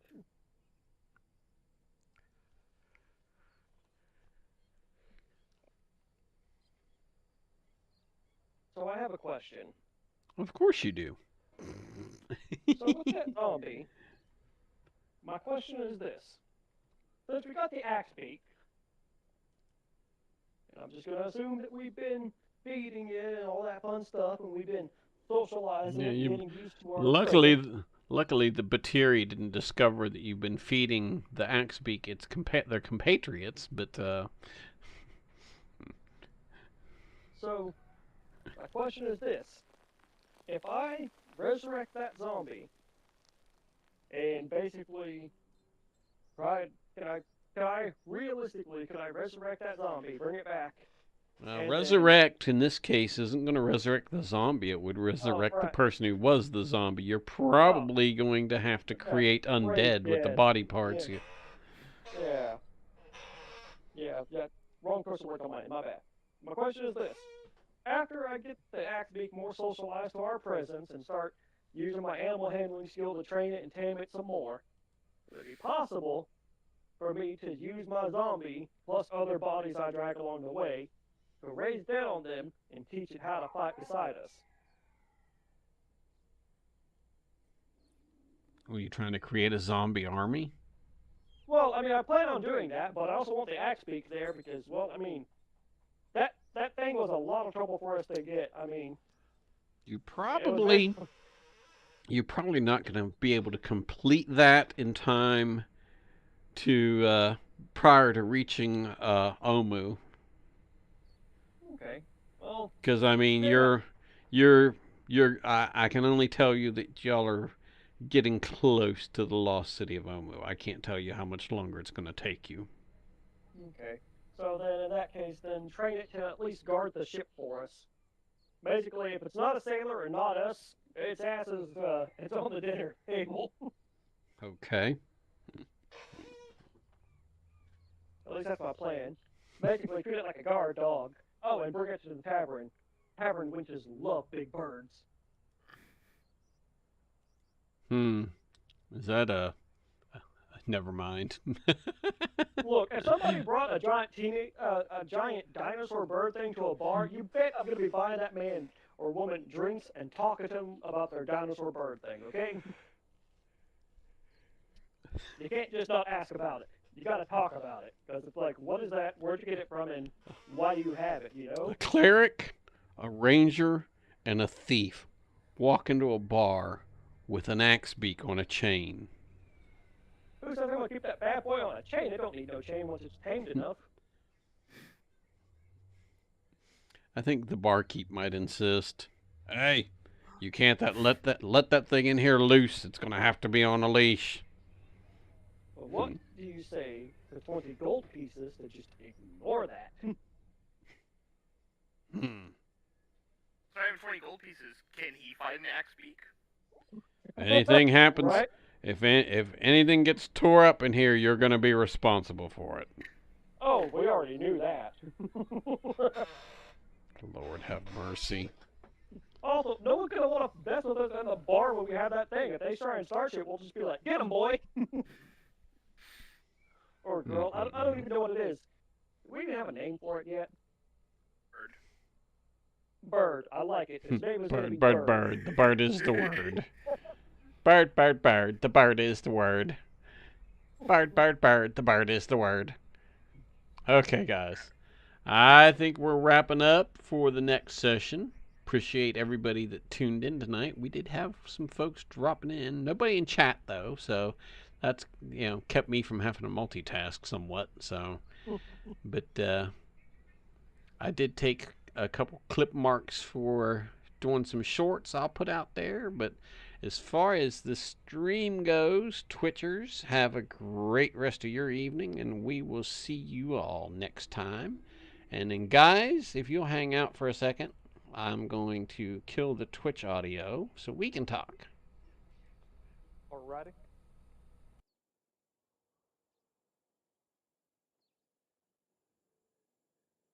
Now we can talk shit.